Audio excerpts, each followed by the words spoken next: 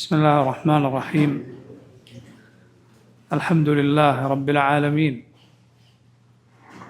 وأشهد أن لا إله إلا الله وحده لا شريك له، وأشهد أن محمدا عبده ورسوله صلى الله وسلم عليه وعلى آله وأصحابه أجمعين.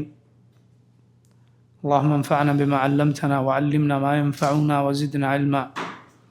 اللهم أصلح لنا شأننا كله ولا تكلنا إلى أنفسنا طرفة عين.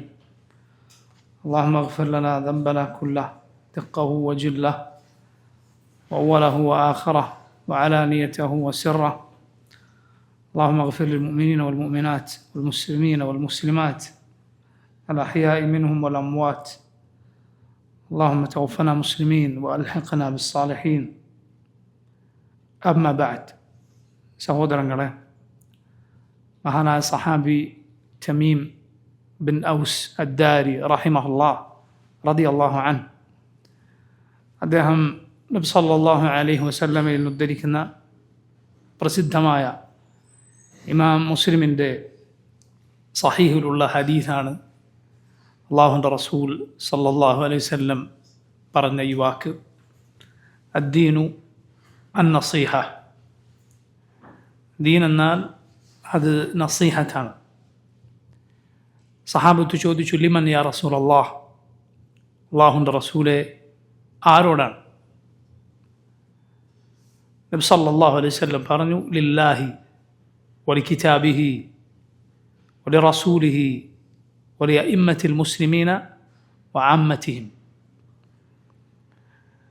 ലില്ലാഹി അള്ളാഹുവിനോട്, വലികിതാബിഹി അള്ളാഹുവിൻ്റെ കിതാബിനോട്, വലി റസൂലിഹി അള്ളാഹുവിൻ്റെ റസൂലിനോട് സല്ലല്ലാഹു അലൈഹി വസല്ലം, വലിഅഇമ്മത്തിൽ മുസ്ലിമീൻ മുസ്ലിമീങ്ങളുടെ ഭരണാധികാരികളോട്, വഅമ്മത്തിഹിം അവരിലെ പൊതുജനങ്ങളോട്.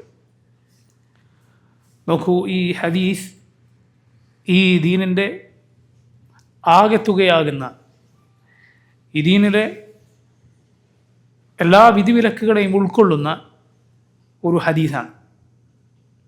കുല്ലിയാത്ത് എന്ന് ദീനിൻ്റെ ചില കാര്യങ്ങളെക്കുറിച്ച് പറയാറുണ്ട്.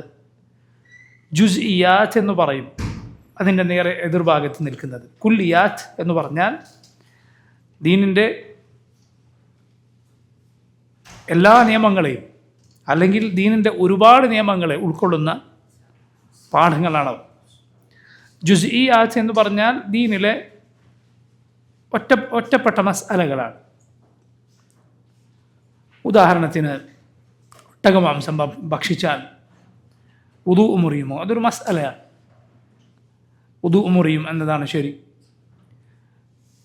അതേസമയം ഇന്നമൽ അഅ്മാലു ബിന്നിയാത്ത്, കർമ്മങ്ങളെല്ലാം നിയത്തിൻ്റെ അടിസ്ഥാനത്തിലാണ് എന്നത് കുല്ലിയാത്താണ്.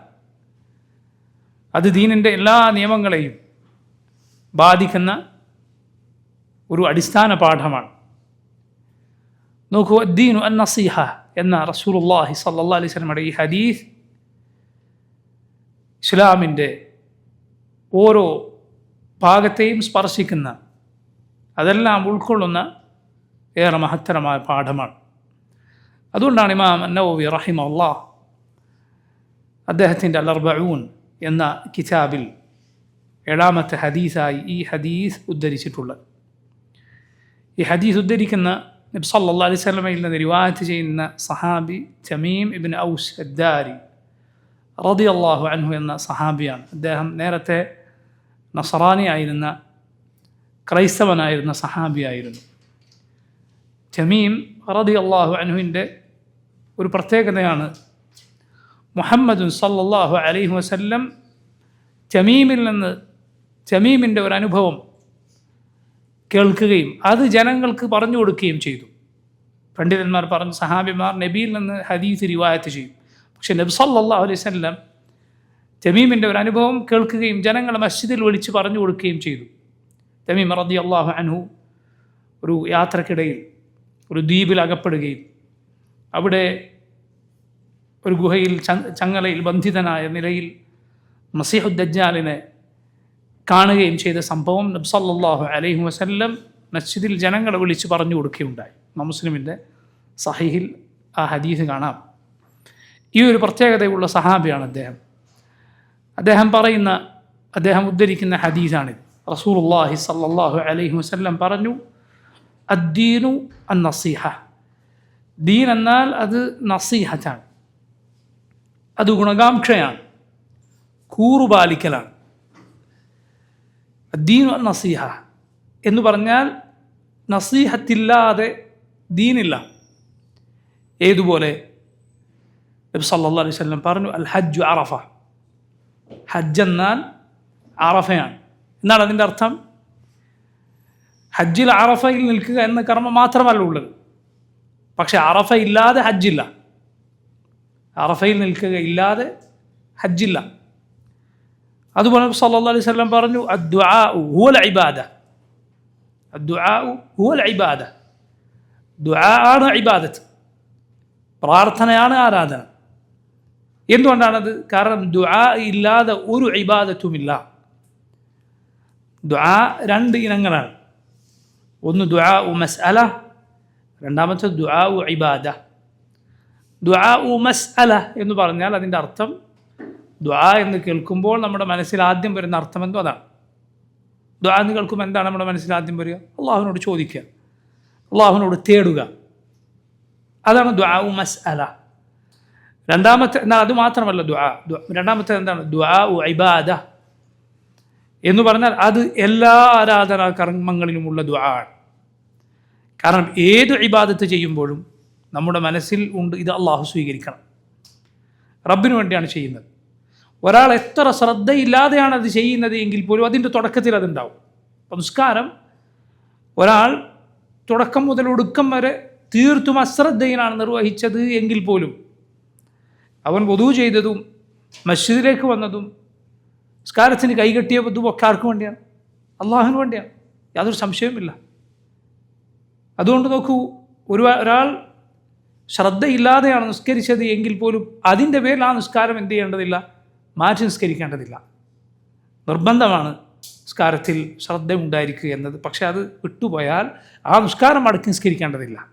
മറിച്ച് നീ സുന്നത്തുകൾ വർദ്ധിപ്പിക്കുക, അള്ളാഹുവിനോട് സ്വീകരിക്കാൻ ദുആ ചെയ്യുക, അതാണ് ചെയ്യേണ്ടത്. അപ്പോൾ നോക്കൂ, അദ്ദുആഉ ഹുവൽ ഇബാദ എന്ന് പറഞ്ഞതിൽ ഈ രണ്ട് മനസ്സിലാക്കുക. രണ്ട് ഇനമുണ്ട്. ഒന്ന് ദുആഉ മസ്അല, രണ്ടാമത്തെ ദുആഉ ഇബാദ. ദുആഉ ഇബാദ എന്നാൽ ഏത് കർമ്മം ചെയ്യുമ്പോഴും ഈ ചിന്ത നമ്മുടെ മനസ്സിലുണ്ടാവും, അള്ളാഹു ഇത് സ്വീകരിക്കണം. അള്ളാഹു റബ്ബുൽ ആലമീൻ അവൻ്റെ പ്രതിഫലം പ്രതീക്ഷിച്ചുകൊണ്ട്, അവൻ്റെ ശിക്ഷ ഭയപ്പെട്ടുകൊണ്ടാണ് ഏത് ഇബാദത്തും ഓരോ മുസ്ലിമും ചെയ്യുന്നത്. ഇതുപോലെയാണ് ദുആഉ ഹുവൽ ഇബാദ എന്ന് പറഞ്ഞതുപോലെ, അൽ ഹജ്ജു അറഫ എന്ന് പറഞ്ഞതുപോലെയാണ് ഈ ഹദീസ്. അദ്ദീനു അൻ നസീഹ. ദീൻ എന്നാൽ നസീഹത്താണ്, അത് ഗുണകാംക്ഷ പുലർത്തലാണ്, കൂറുപാലിക്കലാണ്. ഈ ഹദീസിൽ അള്ളാഹുവിനോടുള്ള ബാധ്യതയും പടപ്പുകളോടുള്ള ബാധ്യതയും ഒരുപോലെ ഉൾക്കൊണ്ടിരിക്കുന്നു. നമ്മുടെ ദീൻ അള്ളാഹുവിനോടുള്ള ഹക്ക് പാലിക്കാൻ പഠിപ്പിക്കുന്ന ദീനാണ്. അതുപോലെ ചുറ്റുമുള്ളവരോടുള്ള ഹക്കുകളും പാലിക്കാൻ പഠിപ്പിക്കുന്ന ദീനാണ്.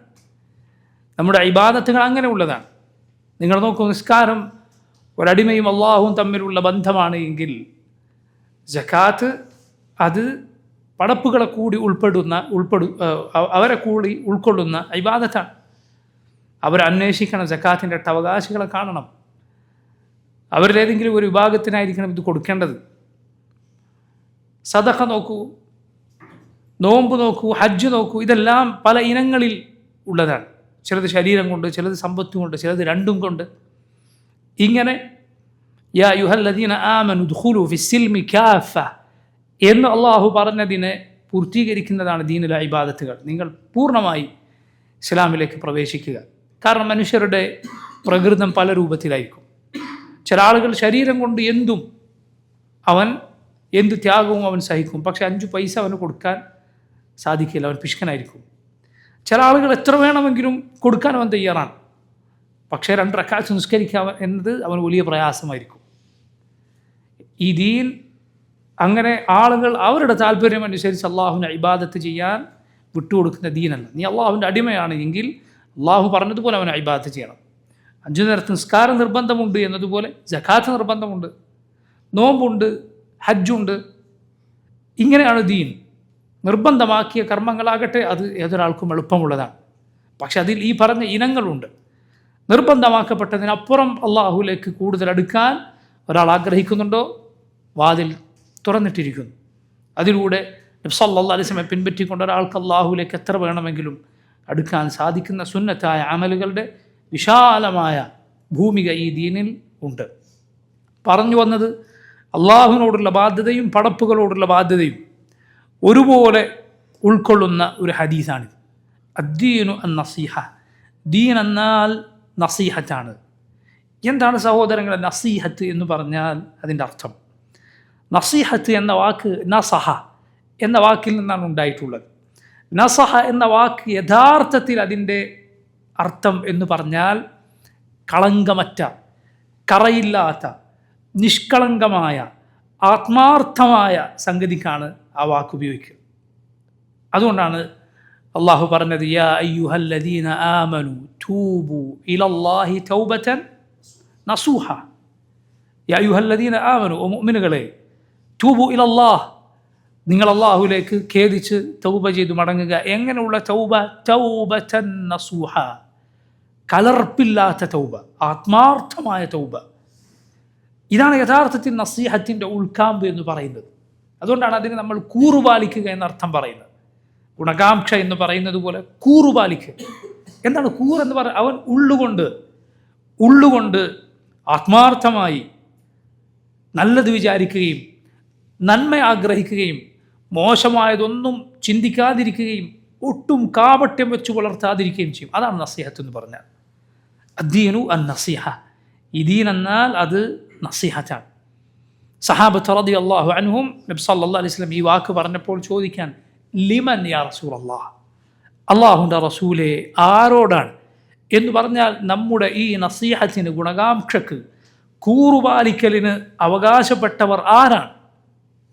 നബി സല്ലല്ലാഹു അലൈഹി വസല്ലം മറുപടി പറയുന്നു, ലില്ലാഹി വലി കിതാബിഹി വലി റസൂലിഹി വലി അഇമ്മത്തിൽ മുസ്ലിമീന വഅമ്മതിഹിം.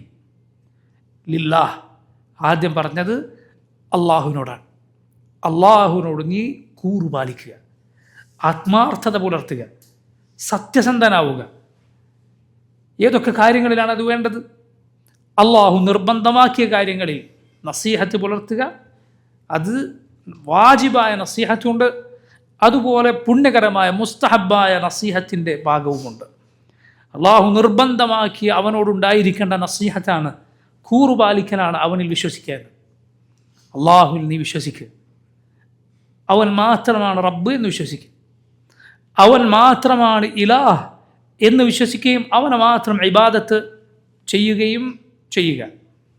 മൂന്നാമത്തത് അള്ളാഹുവിൻ്റെ പേരുകളിൽ, അവൻ്റെ വിശേഷണങ്ങളിൽ, അവൻ്റെ അസ്മാഇൽ, അവൻ്റെ സിഫാത്തിൽ അവൻ എങ്ങനെ പഠിപ്പിച്ചോ, അവൻ്റെ റസൂൽ സല്ലല്ലാഹു അലൈഹി വസല്ലം എങ്ങനെ പഠിപ്പിച്ചോ അതുപോലെ വിശ്വസിക്കുകയും ഉൾക്കൊള്ളുകയും ചെയ്യുക. നോക്കൂ, ഒന്ന് അവനിൽ വിശ്വസിക്കുക, അവൻ മാത്രമാണ് റബ്ബ്, ആകാശഭൂമികളെ നിന്നെ പടച്ചവൻ, റിസ്ഖ് നൽകുന്നവൻ, ജീവിപ്പിക്കുന്നവൻ, മരിപ്പിക്കുന്നവൻ, മഴ വർഷിക്കുന്നവൻ, ഉപകാരോപദ്രവങ്ങൾ അവൻ്റെ കയ്യിലാണ്. ഈ വിശ്വാസം, അതാണ് അള്ളാഹു അവനാണ് റബ്ബ് എന്ന വിശ്വാസം, അവൻ്റെ റുബൂബിയ്യത്തിൽ വിശ്വസിക്കുക. രണ്ടാമത്തേത് അതിനേക്കാൾ പ്രാധാന്യമുള്ളതാണ്, അവൻ്റെ ഉലൂഹിയത്തിൽ നീ വിശ്വസിക്കുക എന്നത്. അവൻ മാത്രമാണ് ഇലാഹ് അഥവാ ആരാധനക്കർഹൻ എന്ന് വിശ്വസിക്കുക. അതിനാണ് അള്ളാഹു നിന്നെ പടച്ചത് തന്നെ. നിൻ്റെ ഏറ്റവും വലിയ ആവശ്യം യഥാർത്ഥത്തിൽ അതാണ്. ഏറ്റവും വലിയ ആവശ്യം എന്താണ്? അതാണ് നീ അള്ളാഹുവിനെ ഇബാദത്ത് ചെയ്യുക എന്നതാണ്. അതല്ല എങ്കിൽ അള്ളാഹു റബ്ബാണ് എന്നത് അത് മുശ്രിക്കുകളും അംഗീകരിക്കുന്ന കാര്യമാണ്. അള്ളാഹുവാണ് ഇതൊക്കെ നൽകുന്നത്, ആകാശഭൂമികളെ പടച്ചത് എന്നത് അവനിൽ പങ്കു ചേർക്കുന്നവരും അംഗീകരിക്കുന്ന കാര്യമാണ്. അതല്ല, നിൻ്റെ ഏറ്റവും വലിയ ആവശ്യം എന്ന് പറയുന്നത് നീ അള്ളാഹുവിനെ മാത്രം ഇലാഹാക്കുക എന്ന കാര്യമാണ്. അവനെക്കുറിച്ച് നിൻ്റെ മനസ്സിൽ പരിപൂർണമായ സ്നേഹം നിറയണം. കാരണം ഇലാഹ് എന്ന് പറഞ്ഞാൽ അല്ലദീ യുലഹു മഹബ്ബതൻ വതദല്ലുലൻ വതഅദീമൻ. ഇലാഹ് എന്ന് പറഞ്ഞാൽ അങ്ങേയറ്റത്തെ സ്നേഹത്തോടെ, അങ്ങേയറ്റത്തെ താഴ്മയോടെ, അങ്ങേയറ്റത്തെ ആദരവോടെ ആരാധിക്കപ്പെടുന്നവനാണ്. അവനെപ്പോലെ മറ്റാരെയും നീ സ്നേഹിക്കാൻ പാടില്ല. അവനോടുള്ള സ്നേഹം പോലെ മറ്റൊരാളോടും നിനക്ക് സ്നേഹം ഉണ്ടാകരുത്. അവനോടുള്ള മഹബത്ത് നിൻ്റെ ഹൃദയത്തിൽ നിറയണം. നിൻ്റെ ഹൃദയം അപ്പോഴാണ് ജീവനുള്ളതാവുക. അതല്ല എങ്കിൽ ചത്തതായിരിക്കും ഹൃദയം. റബ്ബിനോടുള്ള തഅദീം, അവൻ്റെ മഹത്വം നിൻ്റെ ഹൃദയത്തിൽ നിറയണം. അവനെ നീ അറിയണം. അവന് മുന്നിൽ നീ കേണു നിൽക്കണം. കാരണം അവനില്ല എങ്കിൽ നിനക്കെന്താണ്, നിനക്കെങ്ങനെയാണ് ഒരു കണ്ണിമ വെട്ടുന്ന നേരത്തേക്ക് പോലും മുന്നോട്ട് നീങ്ങാൻ നിനക്ക് സാധ്യമല്ല. ഒരു കണ്ണിമ വെട്ടുന്ന നേരത്തേക്ക് പോലും നിനക്ക് മുന്നോട്ട് നീങ്ങാൻ സാധ്യമല്ല. നിൻ്റെ ദുനിയാവിൻ്റെയും ആഖിറത്തിൻ്റെയും കാര്യങ്ങളിൽ നിന്നെ നന്മയിൽ പിടിച്ചു നിർത്തേണ്ടവൻ റബ്ബാണ്. അവൻ കൈവിട്ടാൽ, അവൻ നിന്നിലേക്ക് ഏൽപ്പിച്ചാൽ ആരാണ് നിന്നെ സംരക്ഷിക്കാനുള്ളത്? ആകാശഭൂമികളെ പിടിച്ചു നിർത്തുന്നവൻ ആരാണോ അതിൻ്റെ സ്ഥാനത്ത് നിന്ന് തെറ്റിപ്പോകാതെ അവനാണ് നിൻ്റെ ഹൃദയത്തെ ഈമാനിൽ പിടിച്ചു നിർത്തേണ്ടത്, നിന്നെ സംരക്ഷിക്കേണ്ടത് ആ റബ്ബാണ്. അതുകൊണ്ട് അവനെ മാത്രം ഇബാദത്ത് ചെയ്യുക. അവൻ മാത്രമാണ് ഇലാഹ് എന്ന് വിശ്വസിക്കുക. മൂന്നാമത്തേത് അവൻ്റെ പേരുകളിൽ, അവൻ്റെ വിശേഷണങ്ങളിൽ വിശ്വസിക്കുക. അവൻ പഠിപ്പിച്ചതുപോലെ അതിൽ അതിരുവിടാതെ, അത് തള്ളിക്കളയാതെ, അവയെ ദുർവ്യാഖ്യാനിക്കാതെ. ഇത് അള്ളാഹുവിനോടുള്ള നസീഹത്താണ്. അതുപോലെ നോക്കൂ, അള്ളാഹുവിൻ്റെ കൽപ്പന സ്വീകരിക്കുകയും അവൻ്റെ ദീൻ അനുസരിക്കുകയും ചെയ്യേണ്ടതാണ് എന്ന് വിശ്വസിച്ചിരിക്കണം. അവൻ്റെ കൽപ്പന സ്വീകരിക്കേണ്ടതാണ്, അവൻ്റെ നിയമങ്ങൾ അനുസരിക്കേണ്ടതാണ് എന്ന് വിശ്വസിച്ചിരിക്കണം. അത് പിൻപറ്റിയിരിക്കണം. അള്ളാഹു പറഞ്ഞതിൽ വിശ്വസിക്കണം. നീ നിൻ്റെ ഹൃദയവുമായി ആത്മാർത്ഥതയോടെ റബ്ബിലേക്ക് തിരിയണം. വാക്കിലും പ്രവൃത്തിയിലുമെല്ലാം ഇഖ്ലാസ് പുലർത്തണം. അള്ളാഹുവിന് വേണ്ടിയാണോ, അവനുള്ള ഇബാദത്തായിട്ടാണോ നീ ചെയ്യുന്നത്? വാക്കാകട്ടെ പ്രവൃത്തിയാകട്ടെ അതിൽ ഇഖ്ലാസ് ഉണ്ടായിരിക്കണം. നോക്കൂ, റിയാഓ, ആളുകളെ കാണിക്കാനുള്ളതോ ആളുകളെ കേൾപ്പിക്കാനുള്ളതോ ആകരുത്. വാക്കോ പ്രവൃത്തിയോ ഒന്നും. അങ്ങനെ ആയാൽ നോക്കൂ, റബ്ബിനുള്ള നസീഹത്തിൽ വീഴ്ച വരുത്തിയിരിക്കുന്നു. അള്ളാഹുവിനോടുള്ള നസീഹത്ത് പൂർത്തിയായിട്ടില്ല. അതുപോലെ നോക്കൂ, ഇതിനപ്പുറത്തുള്ള നന്മയിൽ മുന്നേറിയവരുടെ നസീഹത്തുണ്ട്. ഇതുവരെ പറഞ്ഞത് വാജിബാണ്, നിർബന്ധമാണ്, ഓരോരുത്തർക്കും നിർബന്ധമായ കാര്യമാണ്. ഇതിനപ്പുറത്ത് നോക്കൂ, നന്മയിൽ മുന്നേറിയ അള്ളാഹുവിൽ ഉന്നത സ്ഥാനം നേടിയ ആളുകളുടെ റബ്ബിനോടുള്ള നസീഹത്തുണ്ട്. അതെന്താണ്? അവരുടെ ഹൃദയത്തിൽ അള്ളാഹുവിൻ്റെ മുന്നിൽ പടപ്പുകളെല്ലാം എത്രയോ നിസാരരായിരിക്കും. അവർക്കൊന്നും യഥാർത്ഥത്തിൽ റബ്ബിനോടുള്ള ബാധ്യതയുമായി തട്ടിച്ചു നോക്കിയാൽ യാതൊരു വിലയും അവർ കാണുകയില്ല. ഏതു സന്ദർഭത്തിനും അള്ളാഹുവിൻ്റെ മുന്നിൽ ചെന്ന് നിൽക്കേണ്ട രംഗം അവർ മനസ്സിൽ കൊണ്ടുവരും. യൗമ യഖൂമു നാസു ലിറബ്ബിൽ ആലമീൻ, റബ്ബുൽ ആലമീനായ അള്ളാഹുവിൻ്റെ മുന്നിൽ ചെന്ന് നിൽക്കുന്ന ജനങ്ങൾ നിൽക്കുന്ന ദിവസം. സൂറത്തുൽ മുത്തഫിഫീനിലെ ഈ ആയത്ത് ഒരു സഹാബി രാത്രി നിസ്കാരത്തിൽ ഓതുകയും അദ്ദേഹത്തിന് അത് വിട്ടുകടക്കാൻ സാധിക്കാതിരിക്കുകയും ചെയ്തു. ആ ആയത്ത് അദ്ദേഹം നിസ്കാരം കഴിയുന്നത് വരെ, പകൽ വരെ, ഫജ്ർ വരെ ആവർത്തിച്ചുകൊണ്ടിരുന്നതാണ്. യൗമ യഖൂമു നാസു ലിറബ്ബിൽ ആലമീൻ. കാരണം എത്രമാത്രം അതിൽ ചിന്തിക്കാനുണ്ട് എന്ന് നിങ്ങൾ ചിന്തിച്ചു നോക്കൂ. അള്ളാഹുവിൻ്റെ മുന്നിൽ ജനങ്ങൾ നിൽക്കുന്ന രംഗം എന്തായിരിക്കും അത്? യൗമ യഖൂമു നാസു ലിറബ്ബിൽ ആലമീൻ. ഇത് ഏത് സമയത്തും ഏത് വാക്കിലും പ്രവൃത്തിയിലും ഓർക്കുന്നവരായിരിക്കും റബ്ബിനുള്ള നസീഹത്തിൽ അങ്ങേയറ്റം മുന്നേറുക, അതിൻ്റെ നിർബന്ധമായ തോതിനപ്പുറത്ത് പോയ ആളുകൾ. അള്ളാഹു റബ്ബുൽ ആലമീൻ അവൻ്റെ ഫദ്ലിനാൽ, അവൻ്റെ ഔദാര്യത്താൽ ആ സ്ഥാനത്ത് നമ്മെ എത്തിക്കുമാറാകട്ടെ. നോക്കൂ, അള്ളാഹുവിനോടുള്ള നസീഹത്ത് ഇതാണ്. അതിൻ്റെ ചുരുക്കം ഈ പറഞ്ഞതാണ്. നബി സല്ലല്ലാഹു അലൈഹി വസല്ലം രണ്ടാമത് പറഞ്ഞു, വലി കിതാബിഹി, അള്ളാഹുവിൻ്റെ കിതാബിനോട് നസീഹത്തുണ്ടായിരിക്കണം, അതിനോട് കൂറുപാലിക്കണം. അഥവാ അള്ളാഹുവിൻ്റെ ഖുർആനോട് നീ കൂറുപാലിക്കണം. എങ്ങനെയാണ് ആ കൂറുപാലിക്കുക? ഖുർആനോടുള്ള നസീഹത്ത് എന്താണ്?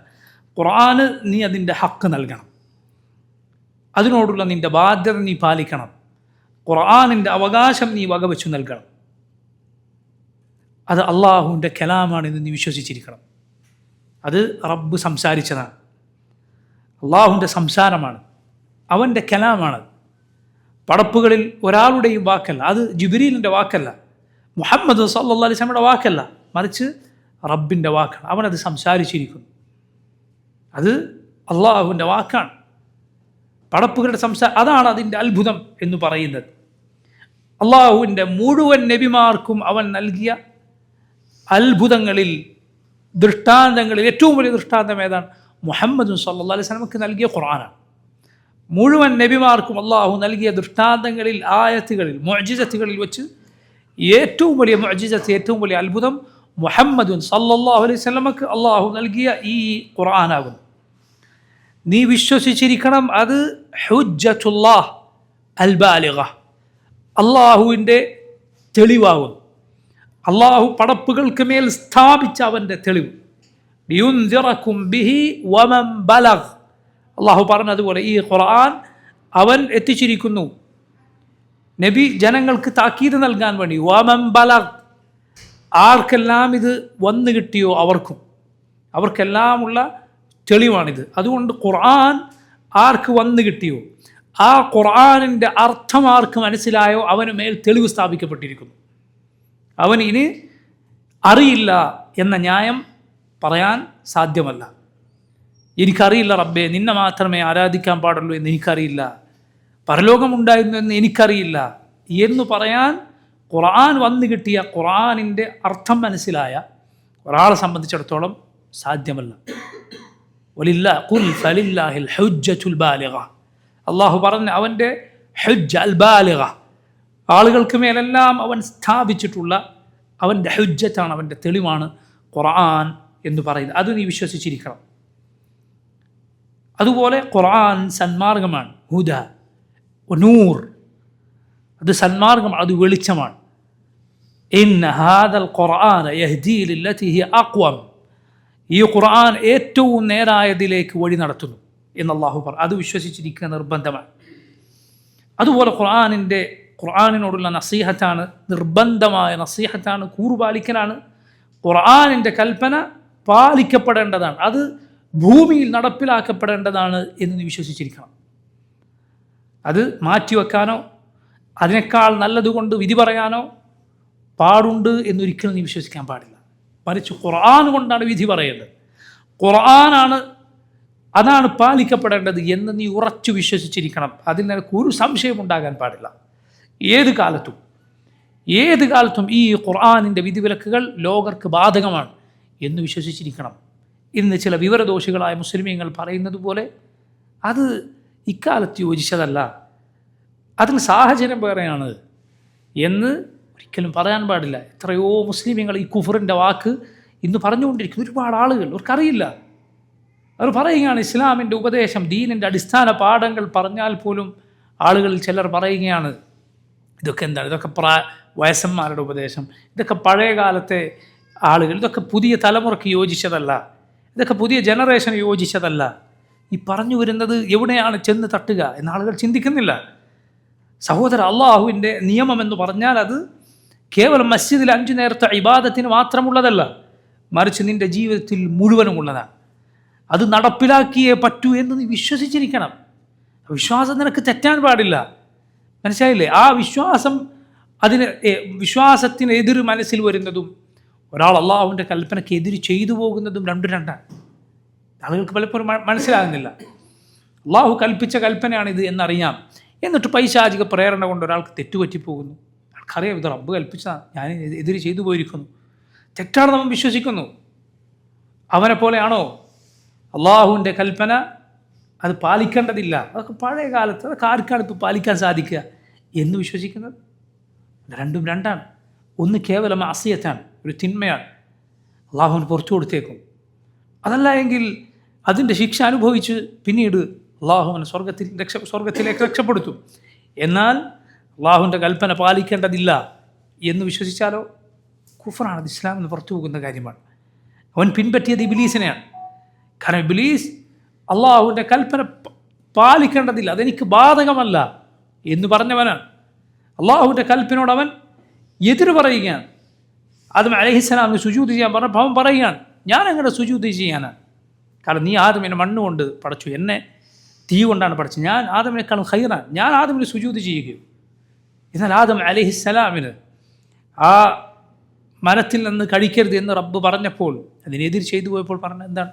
റബ്ബനാ ളലംനാ അൻഫുസനാ, റബ്ബേ ഞങ്ങളോട് ഞങ്ങൾ അതിക്രമം ചെയ്തു പോയിരിക്കുന്നു.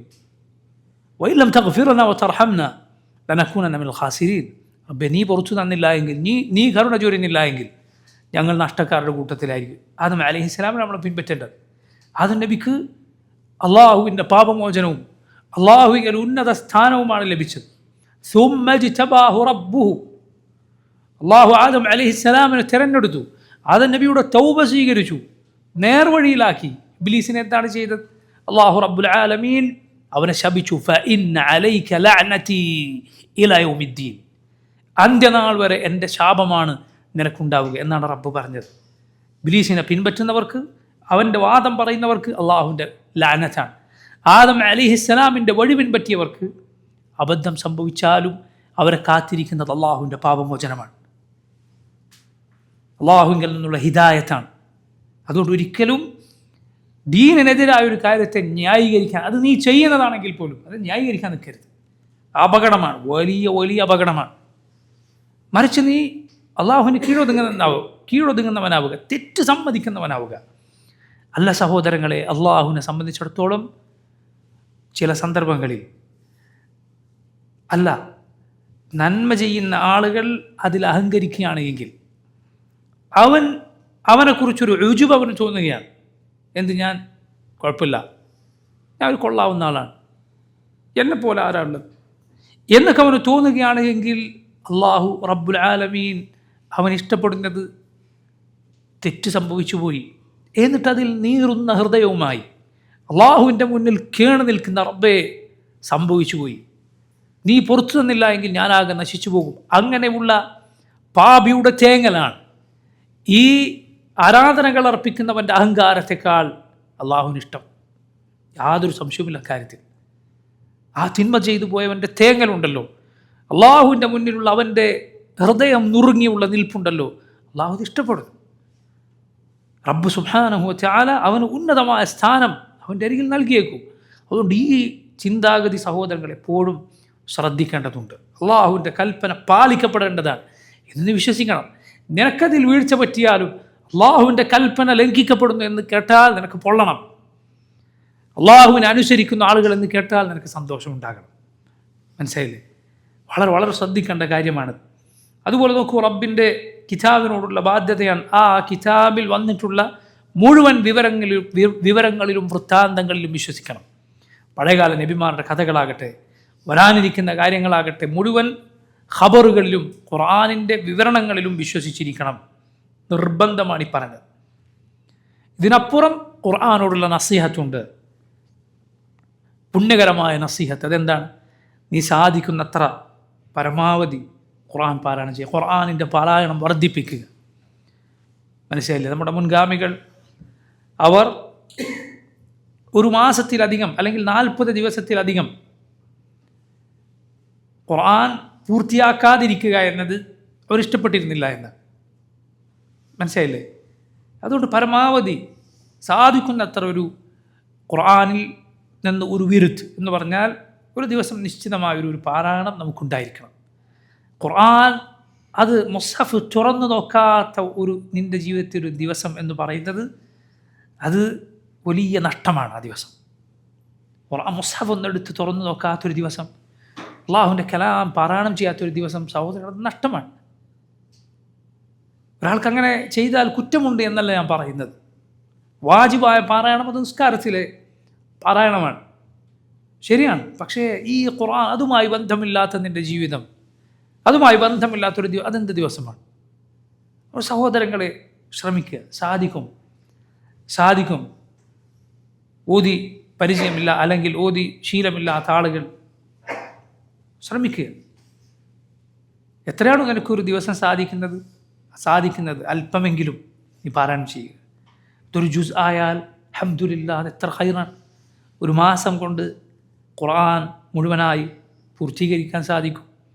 അള്ളാഹുവിൻ്റെ കലാം അത് തുടക്കം തൊട്ട് അവസാനം വരെ ഓതി പൂർത്തിയായാൽ സഹാബത്ത് റളിയല്ലാഹു അൻഹും അവരിൽ ചിലർ കുടുംബക്കാരൊക്കെ വിളിച്ചിട്ട്, വീട്ടുകാരെ വിളിച്ചിട്ട് പ്രാർത്ഥിക്കും, അവരെ കൊണ്ട് ആമീൻ പറയിക്കും.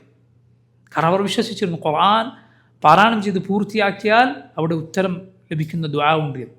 ഖത്മുൽ ഖുർആനിൻ്റെ ദുആ എന്ന് പറഞ്ഞ് പല മുസ്ഹഫുകളിലും പിന്നിൽ ദുആ അച്ചടിച്ചത് കാണാം. അങ്ങനെ ഇന്നൊരു ദുആ എന്ന് നബി സല്ലല്ലാഹു അലൈഹി വസല്ലം പഠിപ്പിച്ചിട്ടില്ല, സഹാബത്ത് പഠിപ്പിച്ചിട്ടില്ല. നിശ്ചിതമായൊരു ദുആ ചെയ്യണമെന്ന് ഇല്ല.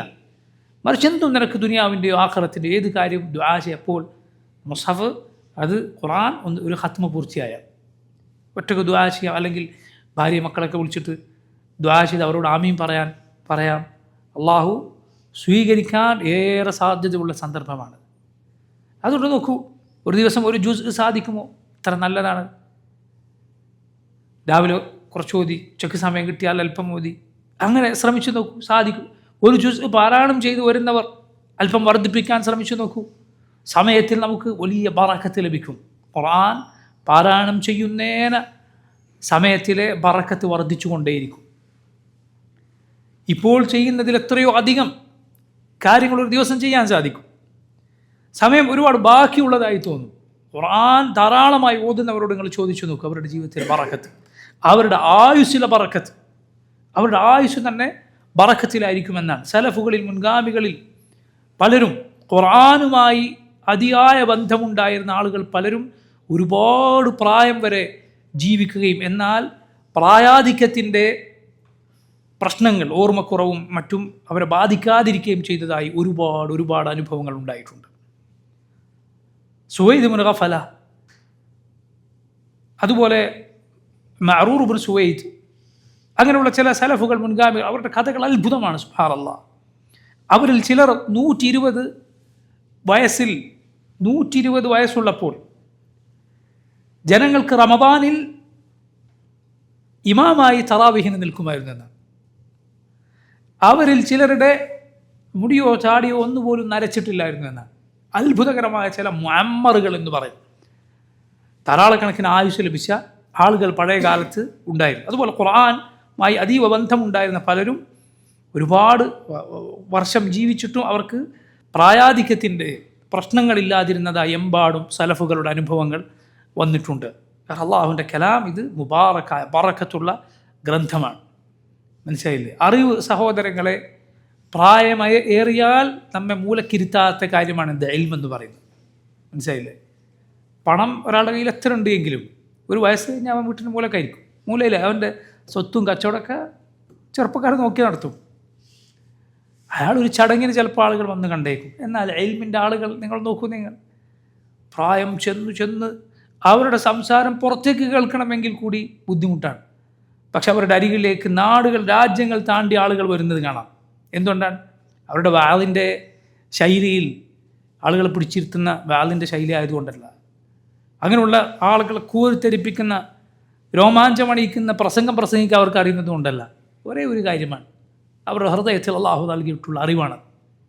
അവരുടെ നാവിലൂടെ വരുന്ന ഖാല അല്ലാഹു വഖാല റസൂലോ സല്ലല്ലാഹു അലൈഹി വസല്ലം എന്ന് പറയുന്ന ആ ഇസ്ലാമിൻ്റെ വിജ്ഞാനമാണ്. അത് നിന്നെ പ്രായമേറിയാലും മൂലക്കിരുത്തുകയില്ല, മറിച്ച് സ്ഥാനം ഉയർത്തിക്കൊണ്ടേയിരിക്കും. അറിവിൻ്റെ ശ്രേഷ്ഠത അത് പറഞ്ഞറിയിക്കാൻ പറ്റാത്തത്. അതിൻ്റെ ആ അറിവിൻ്റെ, ഇസ്ലാമിൻ്റെ അറിവിൻ്റെ മുഴുവൻ അടിത്തറ ഏതാണ് സഹോദരങ്ങളെ? ഖുർആനാണ്. ഈ ഖുർആനിൽ വിജ്ഞാനമാണ് ഇക്കണ്ട ഗ്രന്ഥങ്ങളൊക്കെ ഉള്ളത്. ആ ഖുർആനിലില്ലാത്തതൊന്നും ഈ ഇസ്ലാമിക ഗ്രന്ഥങ്ങളിൽ ഒന്നിലുമില്ല. അതിലൊക്കെ ഉള്ള വിജ്ഞാനം ഒന്നുകിൽ വിശദമായി അല്ലെങ്കിൽ സൂചനയായി. അതിൻ്റെ എല്ലാം അടിസ്ഥാനം എവിടെയുള്ളത്? ഖുർആനിലാണുള്ളത്. ആ ഖുർആനിൻ്റെ ഖിദ്മത്താണ്, അതിനുള്ള സേവനമാണ് ബാക്കി ഏത് ഇസ്ലാമിക വിഷയത്തിലെ ഗ്രന്ഥങ്ങളും.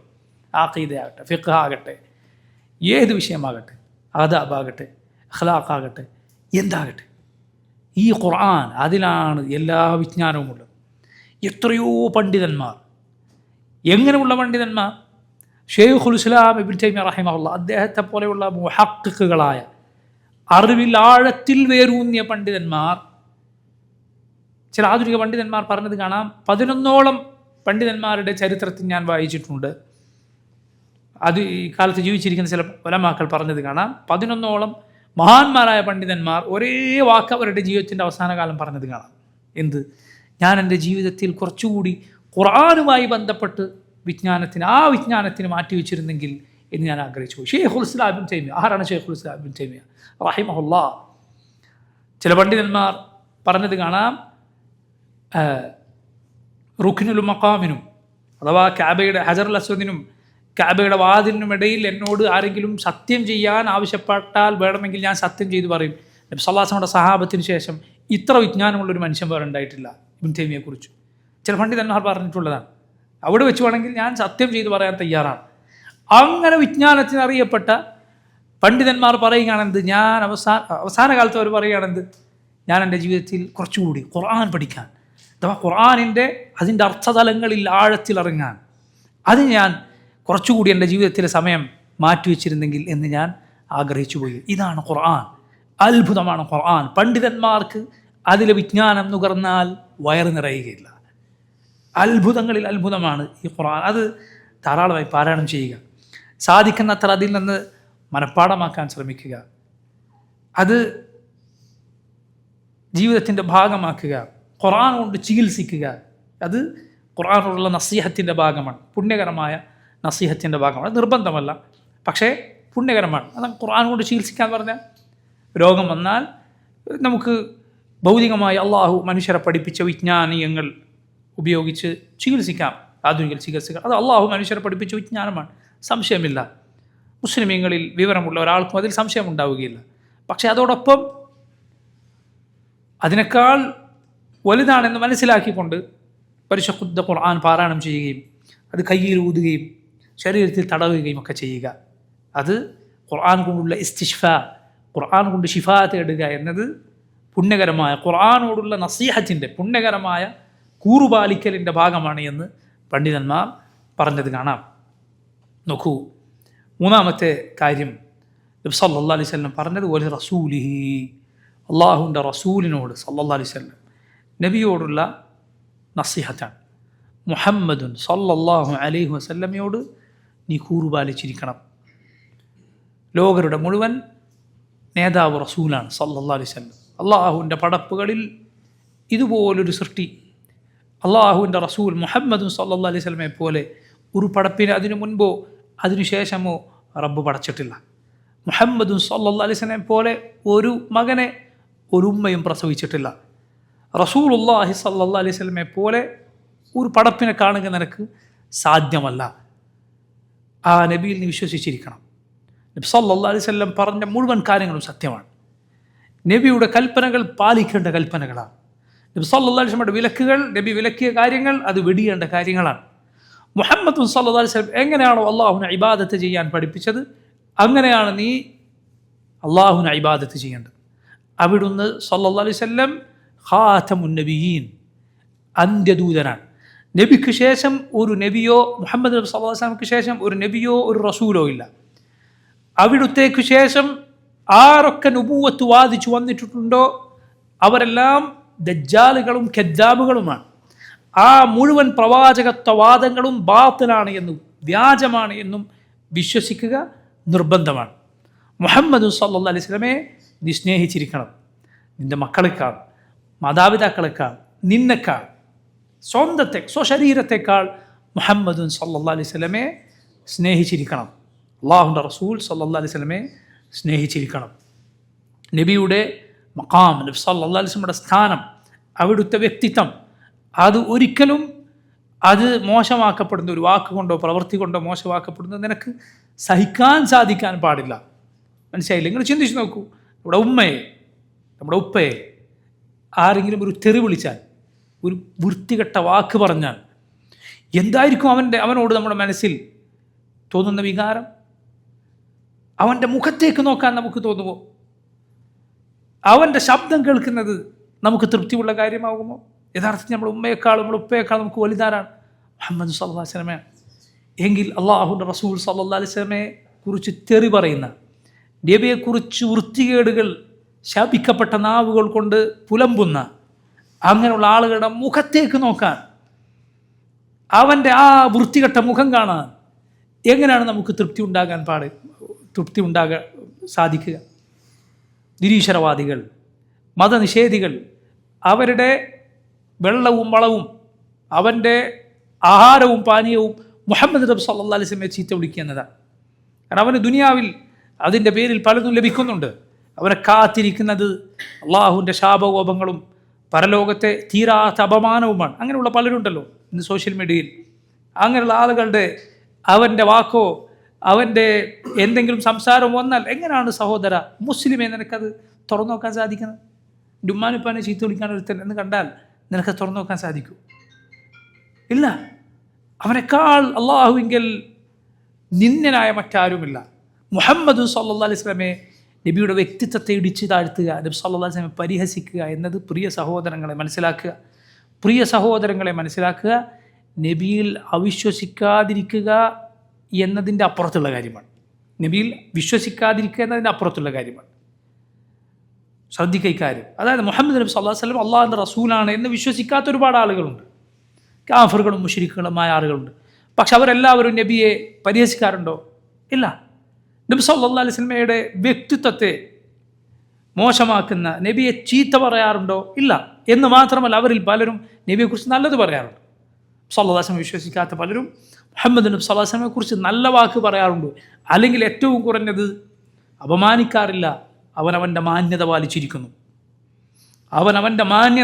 പാലിച്ചിരിക്കുന്നു. അവൻ്റെ കുഫറിനേക്കാൾ എത്രയോ വലിയ കുഫറാണ് മുഹമ്മദ് നബി സല്ലല്ലാഹു അലൈഹി വസല്ലമയെ ചീത്ത വിളിക്കുന്നവൻ്റെ കുഫർ. കാര്യം നിസ്സാരമല്ല, രണ്ടും ഒരുപോലെയല്ല. അങ്ങനെ ആരും വിചാരിക്കരുത്. മനസ്സിലായില്ലേ? സല്ലല്ലാഹു അലൈഹി വസല്ലമയിൽ വിശ്വസിക്കാത്ത ആളുകളുണ്ട്. അവരോടുള്ള ഇസ്ലാമിൻ്റെ സമീപനമാണോ നബി സല്ലല്ലാഹു അലൈഹി വസല്ലമയെ ചീത്ത വിളിക്കുന്നവരോടുള്ള സമീപനം? രണ്ടും രണ്ടാണ്. കാരണം നബിയെ ചീത്ത വിളിക്കുക എന്നത് കുഫറും അതിനപ്പുറത്തുള്ള കുഫറുമാണ്. മനസ്സിലായില്ലേ?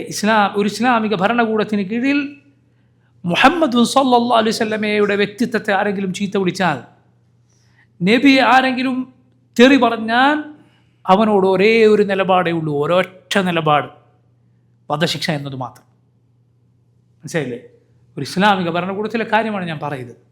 എന്നാൽ മുസ്ലിമീങ്ങൾ, അവർക്ക് ഭരണമില്ലാത്ത അല്ലെങ്കിൽ അവർ ന്യൂനപക്ഷമായ നാടുകളിൽ നബി സല്ലല്ലാഹു അലൈഹി വസല്ലമയെ ഒരുവൻ ചീത്ത വിളിച്ചാൽ മുസ്ലിമീങ്ങൾ അവന് ശിക്ഷ നടപ്പിലാക്കാൻ ഇറങ്ങിയാൽ അത് കൂടുതൽ പ്രശ്നങ്ങൾക്കാണ് വഴിവെക്കുക. മനസ്സിലായില്ലേ? കുറേ ആളുകൾ നബിയെ ചീത്ത വിളിക്കാൻ കാരണമാവുക, മുസ്ലിമീങ്ങൾക്ക് അത് ദ്രോഹകരമായി മാറുക. നബിയെ ചീത്ത വിളിക്കുക എന്നത് മുദ്രാവാക്യവും തങ്ങളുടെ അടയാളവുമായ ആളുകൾ കൊണ്ട് നടക്കുക എന്ന സ്ഥിതിയാണ് ഉണ്ടാവുക. അത് കൂടുതൽ അപകടമാണ് ചെയ്യുക. അതുകൊണ്ട് അങ്ങനെയുള്ള നാടുകളിൽ മുസ്ലിമീങ്ങൾ അങ്ങനെയുള്ള അവിവേകം ചെയ്യാൻ പാടില്ല, അതിന് മുതിരരുത്. അതെന്തുകൊണ്ടാണ്? അത് അവനെ ബഹുമാനിച്ചിട്ടല്ല, ആ ചീത്ത പറഞ്ഞ ശപിക്കപ്പെട്ടവനെ ബഹുമാനിച്ചിട്ടോ അല്ലെങ്കിൽ അവൻ അതിന് അഭിപ്രായ സ്വാതന്ത്ര്യമുണ്ട് എന്ന് വിശ്വസിച്ചിട്ടോ അല്ല. അങ്ങനെയാണ് ധരിച്ചു പോരുത്. അങ്ങനെയുണ്ട് വേറൊരു വിഭാഗം. ഇങ്ങനെ എന്തെങ്കിലും കണ്ടാൽ അവൻ വിചാരിക്കും അവനോട് ബഹുമാനിച്ചിട്ടാണ് എന്ന്. മുമ്പൊരു വൃത്തികെട്ട ഒരുവൻ മുഹമ്മദ് സല്ലല്ലാഹു അലൈഹി വസല്ലമയെ ചീത്ത വിളിച്ചപ്പോൾ ചില വിവരദോഷികൾ, ചില അവിവേകികൾ അയാളെ ഉപദ്രവിക്കാൻ ചെന്നു. അവർ ചെയ്ത അവിവേകമാണ്, ചെയ്യാൻ പാടില്ലാത്ത കാര്യമാണ്. മുസ്ലിമീങ്ങൾക്ക് അതുകൊണ്ട് ദ്രോഹമാണ് ഉണ്ടായിട്ടുള്ളത്. പക്ഷെ ഇപ്പുറത്ത് വേറെ ചില വിവരദോഷികൾ ചെന്നെന്തിനാണെന്നറിയോ? ഓന് രക്തദാനം ചെയ്യാൻ. ലാ ഹൗല വലാ ഖുവത ഇല്ലാ ബില്ലാഹ്. കൂട്ടരെ, നിങ്ങളുടെ ബുദ്ധി എവിടെ പോയി? നിങ്ങളുടെ വിവരം എവിടെ പോയി? നിങ്ങളുടെ ഈമാൻ എവിടെ പോയി? ആരെ സഹായിക്കാനാണ് ഈ പോയത്? മുഹമ്മദ് സല്ലല്ലാഹു അലൈഹി വസല്ലമയെ പച്ചത്തെറി വിളിച്ചവനെയോ?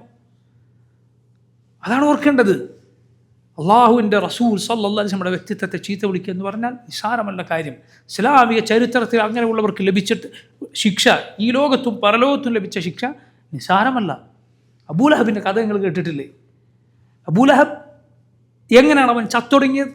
മുഹമ്മദ് സല്ലല്ലാഹു അലൈഹി വസല്ലമയുടെ നേരെ പിതൃ സഹോദരനായിട്ട് കൂടി അള്ളാഹു റബ്ബുൽ ആലമീൻ അവനെ ശപിച്ചുകൊണ്ട് അന്ത്യനാൾ വരെ മുസ്ലിമീങ്ങൾക്ക് ഓതാനുള്ള ആയത്തിറക്കി, സൂറത്തിറക്കി. നോക്കൂ, അവൻ ആളുകളെല്ലാം അകന്നു പോകുന്ന ഒരാളും മരിച്ചാൽ പോലും അടുക്കാത്ത അങ്ങനെയുള്ള ശരീരത്തിൽ ഒരു പ്രത്യേകതരം രോഗം ബാധിച്ചിട്ടാണ് ചത്തൊടുങ്ങിയത്. മനസ്സിലായില്ലേ? അവൻ്റെ മക്കളോ മറ്റോ തിരിഞ്ഞു നോക്കിയില്ല. ഒടുവിൽ ആളുകൾ മോശം പറയുമെന്ന് പേടിച്ചിട്ട് ദൂരെ നിന്ന് അവനെ തള്ളിക്കുഴിയിലേക്കിട്ട് അല്ലെങ്കിൽ അവൻ്റെ മേലെ മണ്ണിട്ട് അങ്ങനെ മൂടുകയാണ് ചെയ്തിട്ടുള്ളത്. മുഹമ്മദ് സല്ലല്ലാഹു അലൈഹി വസല്ലമയുടെ കാലത്ത് ഒരു നസ്രാനി ഉണ്ടായിരുന്നു. അയാൾ ഇസ്ലാമിലേക്ക് വന്നു. എന്നിട്ട് ഖുർആൻ എഴുതുകയൊക്കെ ചെയ്തു, വഹി എഴുതുന്ന ജോലിയൊക്കെ ചെയ്തു. എന്നിട്ട് അയാൾ പിന്നെയും കുഫറിലേക്ക് തന്നെ, നസ്രാനിയത്തിലേക്ക് തന്നെ തിരിച്ചുപോയി. എന്നിട്ട് മാത്രമല്ല സല്ലല്ലാഹു അലൈഹി വസല്ലമയെ ചീത്ത വിളിക്കാൻ തുടങ്ങി. റസൂലുള്ളാഹി സല്ലല്ലാഹു അലൈഹി വസല്ലമക്ക് ഞാൻ പറയുന്നതാണ് മുഹമ്മദ് എഴുതാറുള്ളത് എന്നൊക്കെ പറഞ്ഞ് നബിയുടെ വ്യക്തിത്വത്തെ മോശമാക്കാൻ തുടങ്ങി. അങ്ങനെ ഇരിക്കെ അയാൾ മരിച്ചു. അയാൾ ആളുകൾ കുഴിച്ചു മൂടി, കബറടക്കി. പിറ്റേന്നതാ അവൻ്റെ ശരീരം പുറത്തു കിടക്കുന്നു, ഖബറിൻ്റെ പുറത്ത് കിടക്കുന്നു. ആളുകൾ, നസ്രാനികൾ പറഞ്ഞു ഇത് മുഹമ്മദും ആളുകളും ചെയ്തതാണ്. അങ്ങനെ അവർ രണ്ടാമതൊരു കുഴി, അതിനേക്കാൾ വലിയ കുഴി കുഴിച്ചു. അതിലവനെ മറവ് ചെയ്തു. പിറ്റേന്നതാ വീണ്ടും ശരീരം പുറത്ത്. അവർ പറഞ്ഞു ഇത് മുഹമ്മദും ആളുകൾ ചെയ്തതാണ്, അവരുടെ ദീൻ വിട്ടു വന്ന ദേശത്തിന് ചെയ്തതാണ്.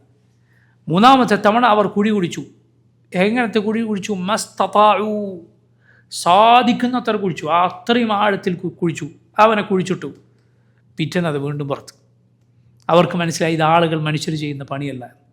അങ്ങനെ അവൻ്റെ ശരീരം അവിടെ പുറത്ത് കിടന്ന് ചീഞ്ഞ് നശിക്കുകയാണ് ഉണ്ടായത്. എന്താണ് അവൻ ചെയ്തത്? മുഹമ്മദ് സല്ലല്ലാഹു അലൈഹി വസല്ലമയെ ചീത്ത പറയുകയാണ്.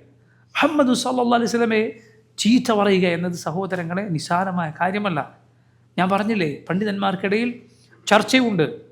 എന്ത് അവനുള്ള വധശിക്ഷ എന്തുകൊണ്ട് നടപ്പിലാക്കുന്നു? മുഹമ്മദ് നബി സല്ലല്ലാഹു അലൈഹി വസല്ലം അവിടുത്തെ ചീത്ത വിളിച്ച പലർക്കും മാപ്പ് നൽകിയിട്ടുണ്ടല്ലോ. അപ്പോൾ പണ്ഡിതന്മാർ പറഞ്ഞു അത് നബിയുടെ ഹക്കാണ്, സല്ലല്ലാഹു അലൈഹി വസല്ലമയുടെ വ്യക്തിപരമായ ഹക്കാണ്. അതുകൊണ്ട് നബി സല്ലല്ലാഹു അലൈഹി വസല്ലമക്ക് വേണമെങ്കിൽ ജീവിതകാലത്ത് നബിയെ ചീത്ത പറഞ്ഞവന് മാപ്പ് കൊടുക്കാം. നബിയുടെ കാലശേഷം നമുക്കതിന് വകുപ്പില്ല.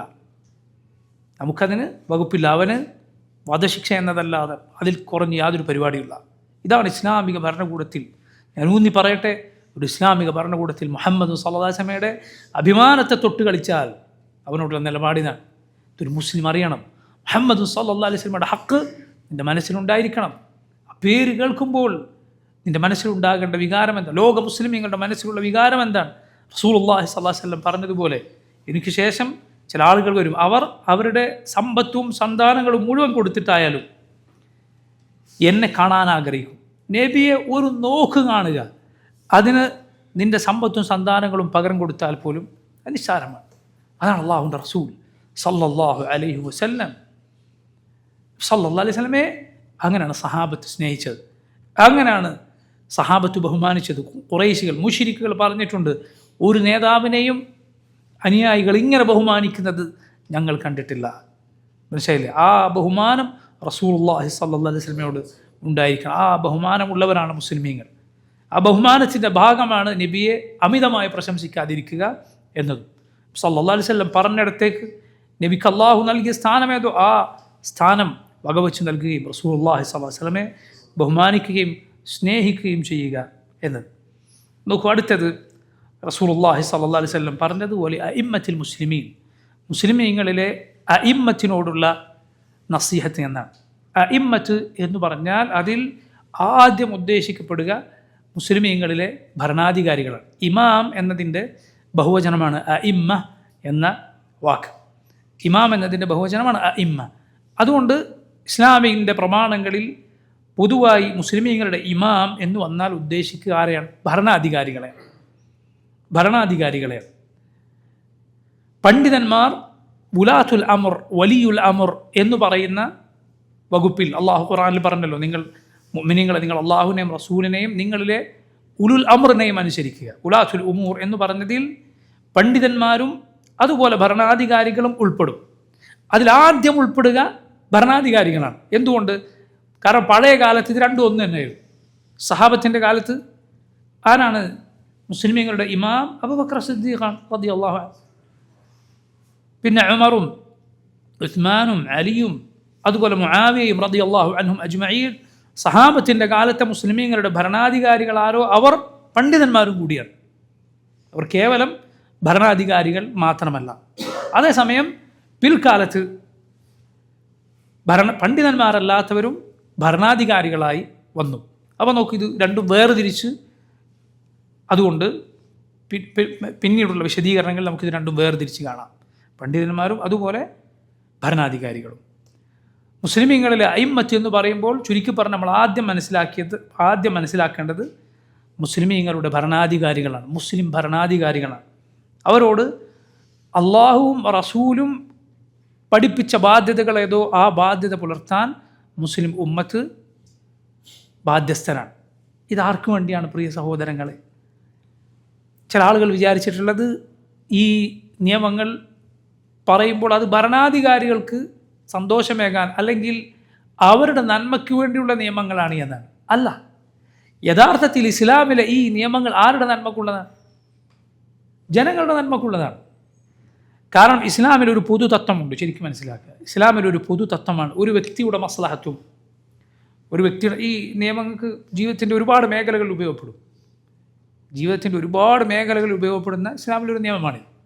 ഒരു വ്യക്തിയുടെ മസ്ലഹത്ത്, ഒരു വ്യക്തിയുടെ താല്പര്യവും അയാൾക്ക് പ്രയോജനപ്രദമായ കാര്യവും ഒരു കൂട്ടം ആളുകളുടെ അല്ലെങ്കിൽ ഒരു സമൂഹത്തിൻ്റെ താല്പര്യവും അവർക്ക് പ്രയോജനപ്രദമായ കാര്യവും പരസ്പരം എതിരായാൽ ഇസ്ലാം മുൻതൂക്കം കൊടുക്കുക ആരുടെ താല്പര്യത്തിനാണ്?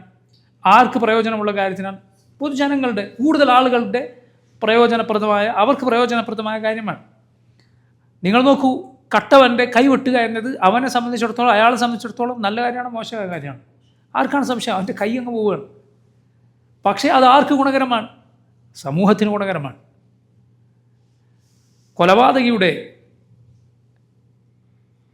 കൊലപാതകിക്ക് വധശിക്ഷ നടപ്പിലാക്കിയെന്നത് അവനെ സംബന്ധിച്ചിടത്തോളം അത് മോശമാണ്. പക്ഷേ ജനങ്ങളെ സംബന്ധിച്ചിടത്തോളം അതിനാണ് അവരുടെ മസ്ലഹത്തുള്ളത്, ഖൈർ അതിനാണുള്ളത്. ഏത് ചെറുതും വലുതുമായ കാര്യത്തിൽ നിങ്ങൾക്കിത് ഉപയോഗപ്പെടും. എങ്കിൽ നോക്കൂ, ഭരണാധികാരിക്കെതിരിൽ തിരിയരുത്, അവരോട് ഇന്ന ബാധ്യതകൾ ഉണ്ട് എന്ന് ഈ ദീൻ പഠിപ്പിച്ചത് ആദ്യം അത് പൊതുജനങ്ങൾക്ക് വേണ്ടിയാണ്. അവരുടെ മസ്ലഹത്ത്, അവരുടെ നന്മ അതിലാണുള്ളത്.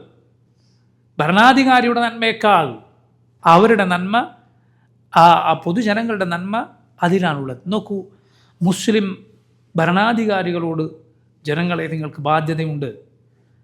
അവരെ നിങ്ങൾ ചീത്ത പറയരുത്, അവരെ നിങ്ങൾ ശപിക്കരുത്, അവരെക്കുറിച്ച് വെറുപ്പുണ്ടാക്കുന്ന വാക്കുകൾ ആളുകളോട് പറഞ്ഞു നടക്കരുത്, അവർക്കെതിരിൽ കലാപത്തിനിറങ്ങുകയോ കലാപങ്ങൾക്ക് പ്രേരണ നൽകുകയോ ചെയ്യരുത് എന്ന് പറഞ്ഞാൽ ജനങ്ങൾക്ക് പലപ്പോഴും ദഹിക്കുകയില്ല.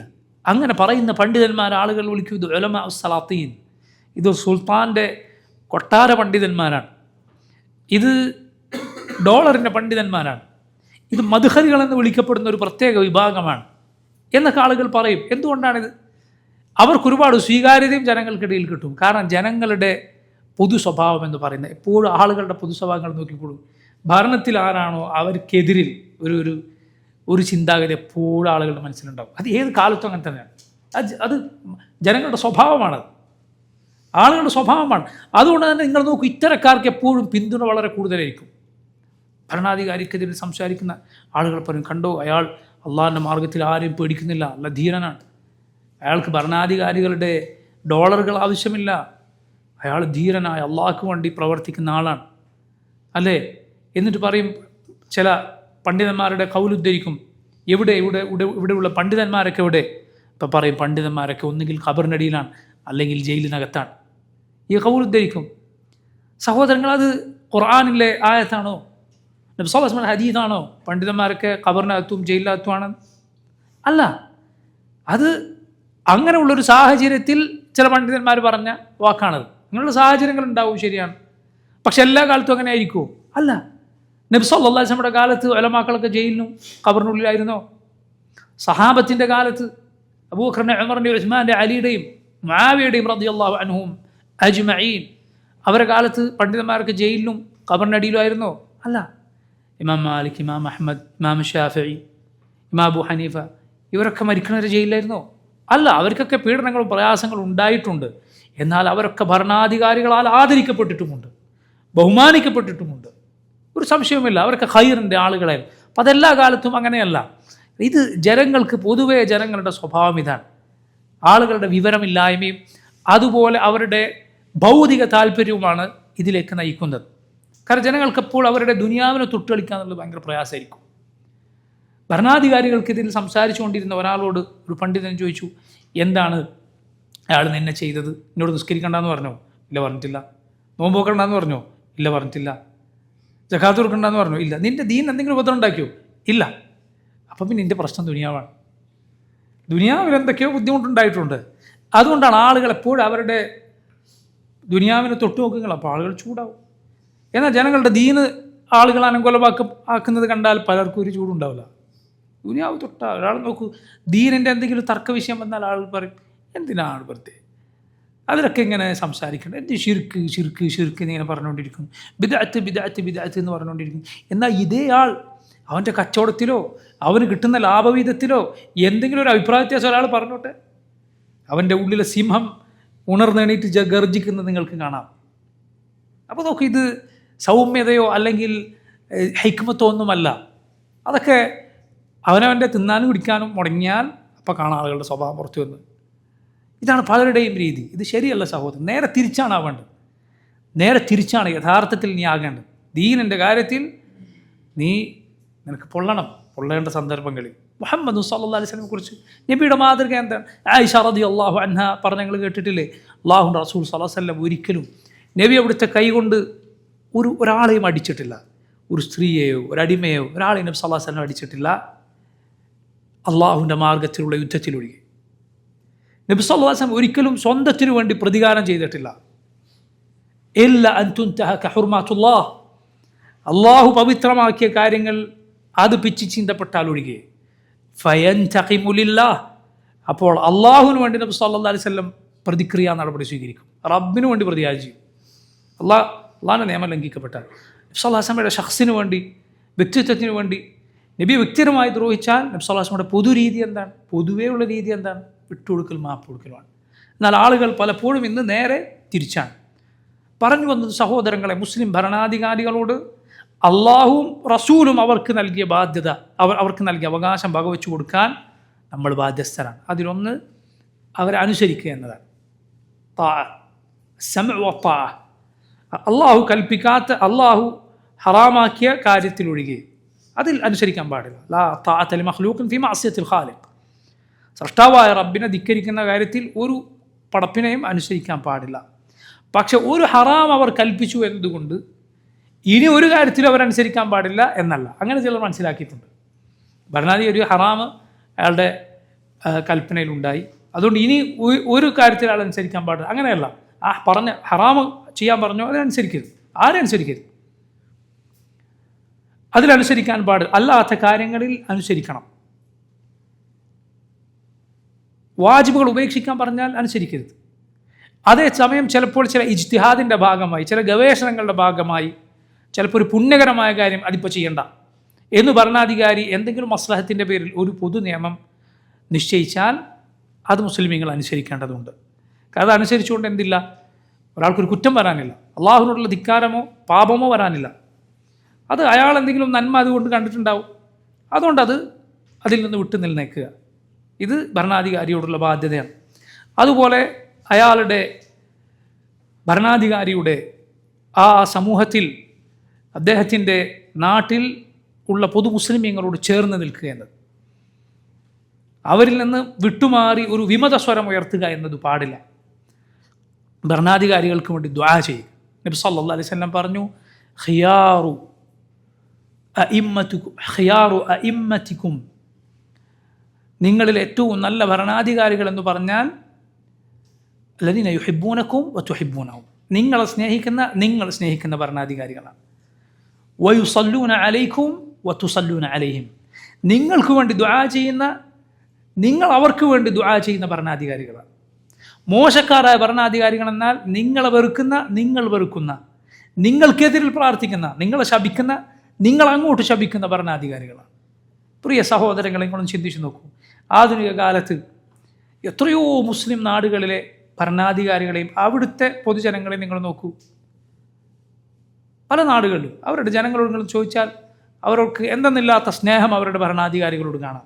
അവർക്കൊണ്ട് പ്രാർത്ഥിക്കുന്നത് കാണാം. തിരിച്ചിങ്ങോട്ടും ഖൈറിൻ്റെ അടയാളമാണത്. മനസ്സിലായില്ലേ? അവരെ സ്നേഹിക്കുക, അവരെക്കുറിച്ച് നല്ലത്, അവർക്ക് എന്തെങ്കിലും സംഭവിച്ച് അവർക്ക് കൊണ്ട് ദുആ ചെയ്ത്, ഇങ്ങനെ എത്രയോ ആളുകളെ കാണാം.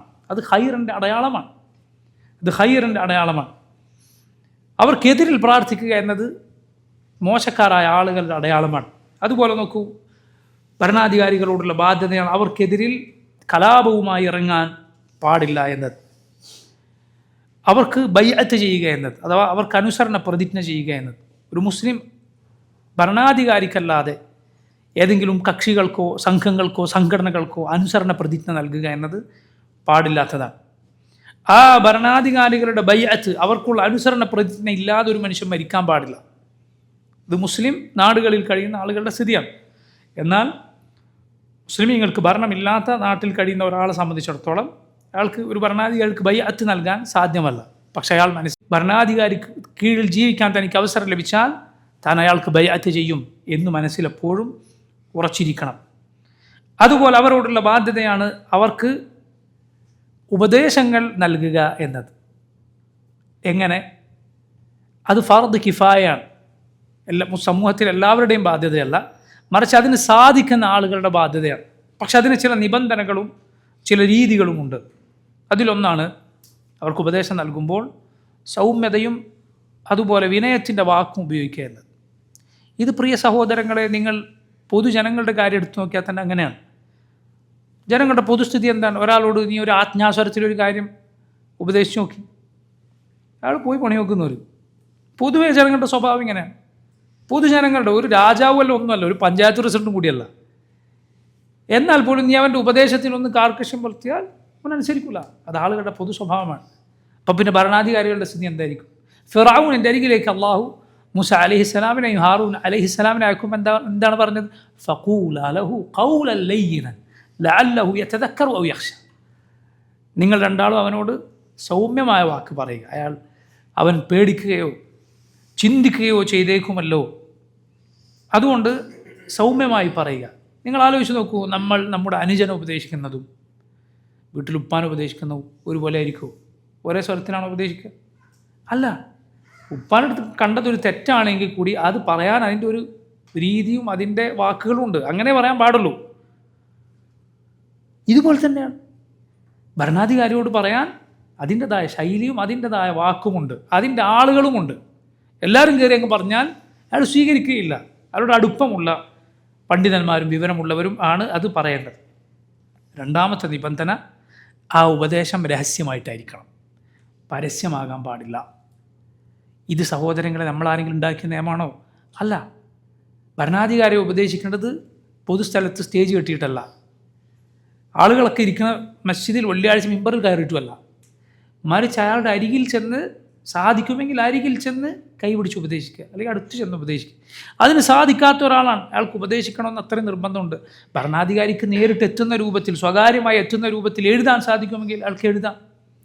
മുഹമ്മദ് സല്ലല്ലാഹു അലൈഹി വസല്ലം പറയുകയാണ്, അള്ളാഹുവിൻ്റെ റസൂൽ സല്ലല്ലാഹു അലൈഹി വസല്ലം പറയുകയാണ്, മൻ അറാദ അൻ യൻസഹ ലിസുൽത്താനിൻ ബിഅംരിൻ, ഒരു സുൽത്താന് എന്തെങ്കിലും ഒരു നസീഹത്ത് കൊടുക്കാൻ ആർക്കെങ്കിലും ഉദ്ദേശമുണ്ടെങ്കിൽ ഫലാ യുബ്ദി ലഹു അലാനിയ, അത് പരസ്യമായി പറയാൻ പാടില്ല.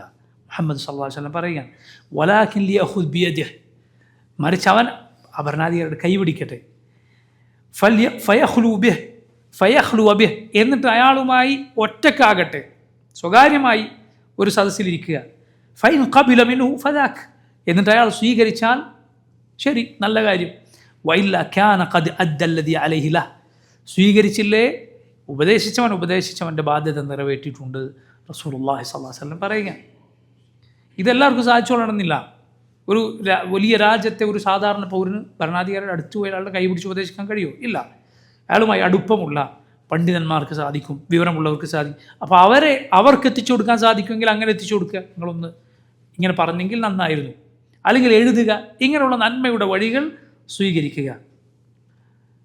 മനസ്സിലായി? എന്നാൽ നിങ്ങൾ നിങ്ങൾ ചിന്തിച്ച് നോക്കൂ, ആളുകളെ സംബന്ധിച്ചിടത്തോളം ഇങ്ങനെയല്ല കാര്യം. പരസ്യമായി പറയണം, എന്നാലേ അവർക്ക് തൃപ്തിയാവുള്ളൂ, എന്നാലേ അവർക്ക് തൃപ്തിയാവുകയുള്ളൂ. നോക്കൂ, ഈ ആധുനിക കാലത്ത് ജീവിച്ചിരിക്കുന്ന മഹാന്മാരായ പണ്ഡിതന്മാരിൽ ഒരാൾ ഷെയ്ഖ് സാലിഹ് ഫൗസാൻ ഹഫളഹുല്ലാഹ്, അദ്ദേഹത്തിനോട് അടുപ്പമുള്ള ഒരാൾ പറയുകയുണ്ടായി. അദ്ദേഹത്തിൻ്റെ അരികിൽ ഇടയ്ക്കിടെ പല ചെറുപ്പക്കാരും വരാറുണ്ടായിരുന്നു, വളരെ ആവേശത്തിൽ അങ്ങനെ നിങ്ങൾ ചെയ്യണം, ഇങ്ങനെ നിങ്ങൾ ചെയ്യണം എന്നൊക്കെ വളരെ വികാരഭരിതരായി പറയുന്ന ചില ആളുകൾ. അങ്ങനെ അവരിൽ ചിലർ വന്ന് ഷെയ്ഖിനോട് സംസാരിച്ചിങ്ങനെ പോയി. ഷെയ്ഖൊന്നും മറുപടിയൊന്നും പറഞ്ഞില്ല. തിരിച്ചു പോയപ്പോൾ കൂടെ ഉണ്ടായിരുന്ന ഒരാൾ ഷെയ്ഖിനോട് ചോദിച്ചു, എന്താ നിങ്ങൾ ഒന്നവരോട് തിരിച്ചൊന്നും പറയാതിരുന്നത്? ഷെയ്ഖ് പറഞ്ഞത്രേ, ഇവരെനിക്കറിയാം, ഇവർക്ക് നമ്മെക്കുറിച്ച് തൃപ്തി ഉണ്ടാകണമെങ്കിൽ നമ്മൾ ഇവരോട് പറയണം, നാളെ വാളെടുത്തിട്ട് ഇറങ്ങിക്കോളൂ എന്ന് പറഞ്ഞാലല്ലാതെ ഇവർ നമ്മളെ തൃപ്തിപ്പെടും എന്ന് യാതൊരു പ്രതീക്ഷ നമുക്കില്ല. എന്നാലേ ഒരു തൃപ്തി. പിന്നെ ആ കൗമിനോടൊന്നും പറഞ്ഞിട്ട് കാര്യമില്ലല്ലോ. ഇതാണ് പല ആളുകളുടെയും ചിന്താഗതി എന്ന് പറയുന്നത്. മനസ്സിലായില്ല? ആളുകൾക്ക് എപ്പോഴും ഈ ആവേശം അത് ആളുകളുടെ പ്രകൃതമാണ്, അങ്ങനെ ഉണ്ടായിരിക്കും. ഇത് പഴയ കാലം മുതലേ ഉള്ളതാണ്. ഉസ്മാൻ ബിൻ അഫ്ഫാൻ. ആരാണ് ഉസ്മാൻ? ദുന്നൂറൈൻ, മുഹമ്മദ് സ്വല്ലല്ലാഹു അലൈഹി വസല്ലമയുടെ 2 പെൺമക്കളുടെ ഭർത്താവ്. സ്വർഗം കൊണ്ട് സന്തോഷ വാർത്ത അറിയിക്കപ്പെട്ട, പലതവണ സന്തോഷ വാർത്ത അറിയിക്കപ്പെട്ട സഹാബി ഉസ്മാൻ ബിൻ അഫ്ഫാൻ റളിയല്ലാഹു അൻഹു. എന്താണ് ഉണ്ടായത്? ആളുകൾ ഉസ്മാൻ്റെ ഭരണത്തെക്കുറിച്ച് ധാരാളം പരാതികളാണ് ആളുകൾക്ക്. അത് മൂപ്പിച്ചു കൊടുക്കാനും കള്ളക്കഥകൾ പ്രചരിപ്പിക്കാനും ആളുകളുണ്ടായിരുന്നു. മനസ്സിലായില്ലേ? മാത്രമല്ല ഉസ്മാൻ്റെ മുൻപ് ഉള്ള ഭരണാധികാരിയാണ് ആരാണ്? ഉമറാണ് ഇബ്നുൽ ഖത്താബ് റളിയല്ലാഹു. ഉസ്മാൻ പറഞ്ഞിട്ടുണ്ട്, ഉമർ അത് ഞാൻ എന്ത് ചെയ്തിട്ടില്ല, ഒരു മാറ്റവും വരുത്തിയിട്ടില്ല. പക്ഷെ ഉമർ ഒരു വഴി കാണിച്ചു, അത് ആ വഴി എത്തിപ്പിടിക്കാൻ ഒരാൾക്കും സാധ്യമല്ല. അപ്പോൾ ആളുകൾക്ക് തോന്നുന്നത് എന്ത്? ഉസ്മാൻ മോശമാണ് എന്ന്. അങ്ങനെയല്ല. ഉസ്മാൻ റളിയല്ലാഹു ഉസ്മാൻ റളിയല്ലാഹു പറഞ്ഞ വാക്കാണ്, ഞാൻ എന്ത് ചെയ്തിട്ടില്ല, ഞാൻ ഒരു മാറ്റവും ഒരു തിന്മയും കൊണ്ടുവന്നിട്ട്. പക്ഷെ ഉമറിൻ്റെ മാതൃക എന്നത് അത് ആർക്കും പിടിക്കാൻ സാധിക്കാത്ത മാർഗമാണ്. ആളുകളിത് തിരിച്ചറിയുകയില്ല. പല ആളുകൾക്കും ഒരു സ്വഭാവമുണ്ട്, പഴയ ഭരണാധികാരികളെ നന്നായി പുകഴ്ത്തും, സത്യസന്ധമായി പുകഴ്ത്തുന്ന ആളുകളുണ്ടാവും, നല്ല കാര്യമായിരിക്കും. പക്ഷേ ചിലരുടെ ഉദ്ദേശം എന്തായിരിക്കും? നിലവിലുള്ളവരെ മോശമാക്കുക എന്നതായിരിക്കും ചിലരുടെ ഉദ്ദേശം. അങ്ങനെ ആയിരിക്കും. ഉസ്മാൻ ബിൻ അഫ്ഫാൻ റളിയല്ലാഹു അൻഹുവിൻ്റെ കാലത്ത് നോക്കൂ, ഉസാമത്ത് ബിൻ സെയ്ദ് റളിയല്ലാഹു അൻഹു, അദ്ദേഹത്തോട് ചില ആളുകൾ വന്നുകൊണ്ട് പറഞ്ഞു, അലാ തദ്ഖുലു അലാ ഉസ്മാൻ ഫതുകല്ലിമ, നിങ്ങൾക്ക് ഉസ്മാൻ അടുത്ത് പോയി ഉപദേശിച്ചൂടെ? ചില ആളുകൾ എന്ന് ചോദിക്കാറ്, എന്താ ഈ പണ്ഡിതന്മാർക്കൊക്കെ ഉപദേശിച്ചൂടെ, അവർക്കൊക്കെ പറഞ്ഞൂടെ എന്ന് ചോദിക്കാറില്ലേ? ഇതേപോലെ ഉസാമത്തിനോട് ചോദിക്കാൻ, എന്ത് നിങ്ങൾക്ക് പോയി ഉപദേശിച്ചൂടെ? ഉസാമ റളിയല്ലാഹു അൻഹു പറഞ്ഞു, ഇന്നക്കും ലതുറൗന അന്നി ലാ ഉകല്ലിമുഹു ഇല്ലാ ഉസ്മിഉകും. നിങ്ങളെന്താണ് വിചാരിക്കുന്നത്? ഞാൻ ഉസ്മാനെ കയറി ഉപദേശിച്ചാലൊക്കെ നിങ്ങളോട് വന്നത് പറയണോ, നിങ്ങൾ കേൾപ്പിക്കണോ? അതാണ് നിങ്ങൾ വിചാരിക്കുന്നത്. ചില ആളുകൾ നിങ്ങൾക്ക് ഉപദേശിച്ചു. ചിലപ്പോൾ സ്വന്തം വീട്ടിലെ ഒരാളെ കുറിച്ചായിരിക്കും മറ്റൊരാളോട് പറഞ്ഞു കൊടുക്കുക, എൻ്റെ വീട്ടിൽ ജ്യേഷ്ഠൻ ഇങ്ങനെയാണ്, അന്യൻ ഇങ്ങനെ. അപ്പോൾ ആളുകൾ ഉടനെ ചോദിക്കുന്നതാണ്, നിങ്ങൾക്കൊന്ന് ഉപദേശിച്ചൂടെ? സ്വന്തം ഇക്കാക്കാനായി നാട്ടുകാരൊക്കെ വിളിച്ചിട്ടാണ് ഒരാൾ ഉപദേശിക്കേണ്ടത്? അല്ലല്ലോ, അയാൾ ഉപദേശിക്കുന്നുണ്ടാവും. അത് സഹോദരങ്ങൾ ഒരു സാമാന്യ ബുദ്ധിയല്ലേ. ഒരു തിന്മ കണ്ടാൽ ഒരു സാധാ മുസ്ലിമിന് പൊള്ളുമെങ്കിൽ, അയാൾക്ക് അത് കണ്ടാൽ ധാർമ്മിക രോഷമുണ്ടാകുമെങ്കിൽ, അള്ളാഹുവിനെ പേടിക്കുന്ന വലിയ വിജ്ഞാനമുള്ള പണ്ഡിതന്മാരെ സംബന്ധിച്ചിടത്തോളം അവർക്ക് നോവുകയില്ലേ? അവർക്ക് പൊള്ളുകയില്ല എന്നാണ് അവർ വിചാരിക്കുന്നത്. അപ്പം നിങ്ങളാണല്ലോ അവരെക്കാളും നല്ലത്, നിങ്ങളാണല്ലോ പണ്ഡിതന്മാർ. അല്ല, അള്ളാഹു പറയുന്നത് അവൻ ഏറ്റവും നന്നായി ഭയപ്പെടുക പണ്ഡിതന്മാരാണ് എന്നാണ്. അതുകൊണ്ട് അവരെക്കുറിച്ച് നല്ലത് വിചാരിക്കുക എന്നത് ഏറ്റവും അത്യാവശ്യമായി നമുക്ക് വേണ്ട കാര്യങ്ങളിൽ ഒന്നാണ്. ഉസാമ റളിയല്ലാഹു അൻഹു പറഞ്ഞു, ഇന്നി ഉകല്ലിമു ഫിസ്സിർ, ഞാൻ രഹസ്യമായി ഉസ്മാനെ ഉപദേശിക്കുന്നുണ്ട്. ദൂന അൻ അഫ്തഹ ബാബൻ ലാ അകൂനു അവ്വല മൻ ഫതഹ, എന്നാൽ ഞാൻ ഫിത്നയുടെ കുഴപ്പത്തിൻ്റെ വാതിൽ ആദ്യം തുറക്കുന്നയാളാകാൻ ഉദ്ദേശിക്കുന്നില്ല. മനസ്സിലായല്ലോ? ജനങ്ങളോടൊക്കെ പരസ്യമായി പറഞ്ഞ് കുഴപ്പത്തിൻ്റെ വാതിൽ തുറക്കാൻ ഞാൻ ഉദ്ദേശിക്കുന്നില്ല. അപ്പോൾ സഹോദരങ്ങൾ, ഉസ്മാൻ ബിൻ അഫ്ഫാൻ റളിയല്ലാഹുവിൻ്റെ കാലത്ത് ഈ കലാപങ്ങൾ, ഉസ്മാൻ റളിയല്ലാഹുവിൻ്റെ കാലത്ത് പിന്നീട് എന്തുണ്ടായി? ഉസ്മാൻ റളിയല്ലാഹുവിനെ കൊലപ്പെടുത്തുന്ന അവസ്ഥയിൽ പ്രശ്നങ്ങളുണ്ടായി. എന്തായിരുന്നു കാരണം? ആളുകൾ ഉസ്മാനെക്കുറിച്ച് കള്ളക്കഥകൾ, വ്യാജ കഥകൾ പ്രചരിപ്പിച്ചതാണ്. മുഹമ്മദ് സല്ലല്ലാഹു അലൈഹി വസല്ലം പറഞ്ഞിട്ടുണ്ട്, ഈ ഉമ്മത്തിൽ വാൾ ഉയർത്തപ്പെട്ടാൽ പിന്നെ അത് താഴുകയില്ല. ഉസ്മാൻ്റെ കാര്യത്തിൽ സംഭവിച്ചത് അതാണ്. ഉസ്മാൻ റളിയല്ലാഹുവിനെ കൊലപ്പെടുത്താൻ ഉയർന്ന വാൾ പിന്നീട് ഈ ഉമ്മത്തിൽ ഒരിക്കലും താണിട്ടില്ല. ഈ ഉമ്മത്തിൽ ഓരോ ഇടവേളകളിൽ കണ്ടുകൊണ്ടേയിരിക്കുന്ന കുഴപ്പങ്ങൾ, രക്തം ചിന്തലുകൾ, കലാപങ്ങൾ, അതിൻ്റെ ബാക്കിയാണ്.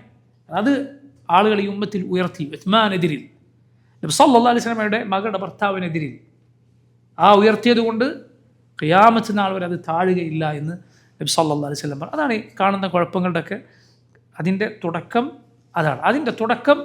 അതിൻ്റെ കാരണം ഉസ്മാനെക്കുറിച്ച് ആളുകൾ ഇല്ലാത്തത് പ്രചരിപ്പിച്ചതായിരുന്നു. ജനങ്ങൾക്ക് അങ്ങനെയുള്ള കാര്യങ്ങൾ കൂടുതൽ രസിക്കും. ഭരണാധികാരികൾ ഉദ്ദേശിക്കുന്ന നന്മകൾ പൊതുവെ കാണാൻ അവർക്ക് സാധ്യമല്ല. അതുകൊണ്ട് പ്രിയ സഹോദരങ്ങൾ, വളരെ ശ്രദ്ധിക്കേണ്ട കാര്യമാണ്. വിവരദോഷികളായ ആളുകൾ എന്തെങ്കിലും പറയുമ്പോൾ അതിനനുസരിച്ച് നമ്മൾ പറയാൻ പാടില്ല. പൊതുവെ ആളുകളുടെ സ്വഭാവമാണിത്. അതോടൊപ്പം നിങ്ങൾ നോക്കൂ, ദീനിൻ്റെ ആളുകൾ വെറുതെ ഇങ്ങനെ ഭരണാധികാരികളെ ഇങ്ങനെ പുകഴ്ത്തിക്കൊണ്ടേയിരിക്കുക, അവരുടെ വാഴ്ത്തുപാട്ട് പാടിക്കൊണ്ടേയിരിക്കുക.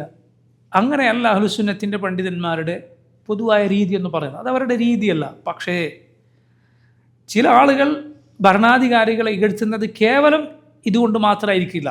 അതായത് ഭരിക്കുന്ന ആളുകളോടുള്ള ഒരു ദേഷ്യം, അവരോടുള്ള ഒരു വിമതസ്വരം, അതുകൊണ്ട് മാത്രമായിരിക്കണമില്ല. മറിച്ച് ചില ഭരണാധികാരികളുള്ള ആളുകളുടെ ദേഷ്യം അവരുടെ ദീനിൻ്റെ പേരിലുള്ള ദേഷ്യമാണ്. ഉദാഹരണത്തിന് ഈ നാട് പോലെ, സൗദി അറേബ്യ പോലെ തൗഹീദ് അത് ശക്തമായി പ്രചരിപ്പിക്കുകയും ശിർക്ക് അനുവദിക്കാതിരിക്കുകയും ചെയ്യുന്ന നാടുകളോട് ദേഷ്യം ശിർക്കിൻ്റെ വക്താക്കൾക്ക്, ബിദ്അത്തുകളുടെ ഖുറാഫാത്തുകളുടെ വക്താക്കൾക്ക് ഉണ്ടാവുക എന്നത് സ്വാഭാവികമാണ്. അപ്പോൾ എന്തു ചെയ്യും? കൂടുതൽ ഇല്ലാക്കഥകളും കള്ളക്കഥകളുമൊക്കെ അങ്ങനെയുള്ള നാടുകളുടെ ഭരണാധികാരികളുടെ പേരിൽ കൂടുതലായി പ്രചരിപ്പിക്കുക. അത് നമ്മൾ കാണുന്ന നമ്മുടെ മുന്നിലുള്ള കാഴ്ചയാണ്. എന്തൊക്കെയോ കളവുകൾ, എത്ര കളവുകൾ, വ്യാജ വാർത്തകൾ പ്രത്യേകിച്ച് ഈ ആധുനിക കാലത്ത് പ്രചരിപ്പിച്ചുകൊണ്ടിരിക്കും. അതിൻ്റെ പിന്നിൽ ഇങ്ങനെ ഒരു ഉദ്ദേശം കൂടിയുണ്ട്. അങ്ങനെ വരുമ്പോൾ നന്മയുടെ ഹക്കിൻ്റെ ആളുകൾക്ക് അല്ല, ഇത് കളവാണ്, ഭരണാധികാരികൾ അങ്ങനെയല്ല, മറിച്ച് അവർക്ക് ഇന്ന നന്മകളുണ്ട് എന്ന് പറയേണ്ടി വരും. ആ അടിസ്ഥാനത്തിലാണ് ഈ നാട്ടിലെ ധാരാളം പണ്ഡിതന്മാർ ഈ നാട്ടിൻ്റെയും ഈ നാട്ടിലെ ഭരണാധികാരികളുടെയും നന്മകൾ പറയുന്നത്. അങ്ങനെയാണ് നമ്മൾ പണ്ഡിതന്മാരെ കുറിച്ച് മനസ്സിലാക്കേണ്ടത്. ഒരു സാധാരണ മുസ്ലിമിനെ കുറിച്ച് പോലും നല്ലത് വിചാരിക്കാൻ ബാധ്യതപ്പെട്ടവരാണ് നമ്മൾ. അയാളെക്കുറിച്ച് മോശം വിചാരിക്കരുത്. പിന്നെ പണ്ഡിതന്മാരെക്കുറിച്ച് അവർക്ക് പൈസയ്ക്ക് വേണ്ടിയാണ് ഇങ്ങനെ ചെയ്യുന്നത് എന്ന് കരുതി പോവുക വളരെ മോശമാണ്. അതുകൊണ്ട് തൗഹീദിൻ്റെ സുന്നത്തിൻ്റെ നാടിനെ വെറുക്കുന്നവരിൽ തൗഹീദിൻ്റെ സുന്നത്തിൻ്റെ എതിരാളികളുണ്ടാവും, സംശയമില്ലാതെ.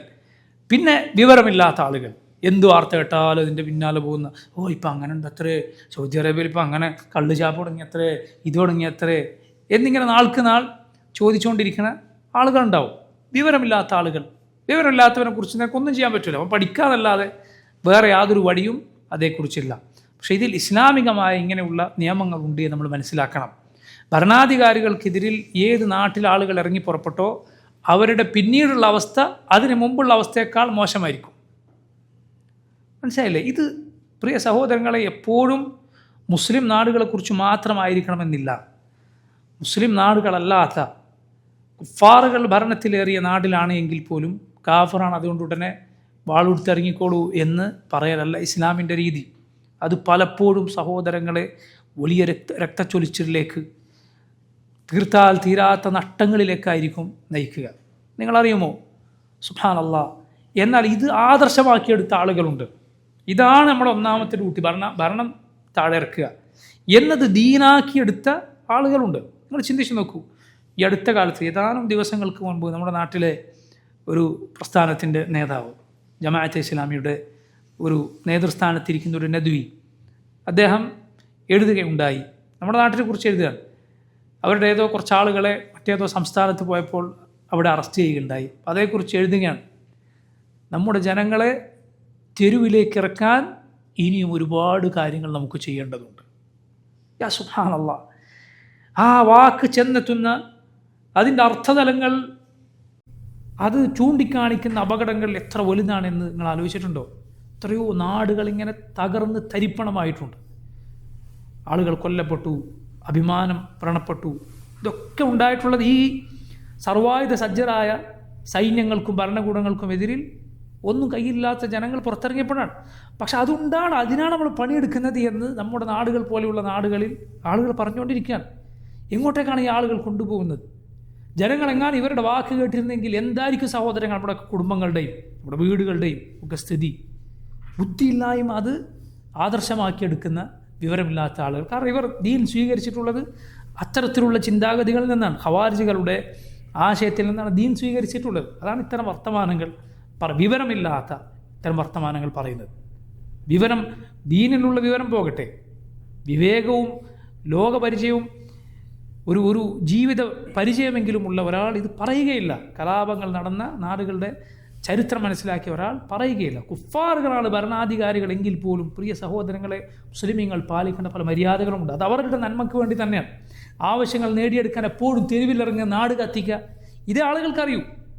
ചർച്ചകളുടെ ഭാഷ, സമ്മർദ്ദങ്ങളുടെ ഭാഷ, ഭരണതലത്തിലുള്ള ഇടപെടലുകളുടെ ഭാഷ, മറ്റ് ഭരണാധികാരികളെ ഇടപെടിക്കുക അഥവാ സംസാരത്തിലൂടെ, നയതന്ത്രത്തിലൂടെ, ഈ ഭാഷയൊന്നും വിവരമില്ലാത്ത ജനങ്ങൾക്കറിയില്ല. അങ്ങനെയൊക്കെ ഭാഷയുണ്ട്. അതിനൊക്കെ പലപ്പോഴും പുറത്തിറങ്ങി നാട് കത്തിക്കുന്നതിനേക്കാൾ എത്രയോ നല്ല ഫലം അതുകൊണ്ടുണ്ടാവും. പുറത്തിറങ്ങി നാട് കത്തിച്ചാൽ അതുകൊണ്ട് ദൂഷ്യഫലങ്ങളാണ് ഉണ്ടാവുക.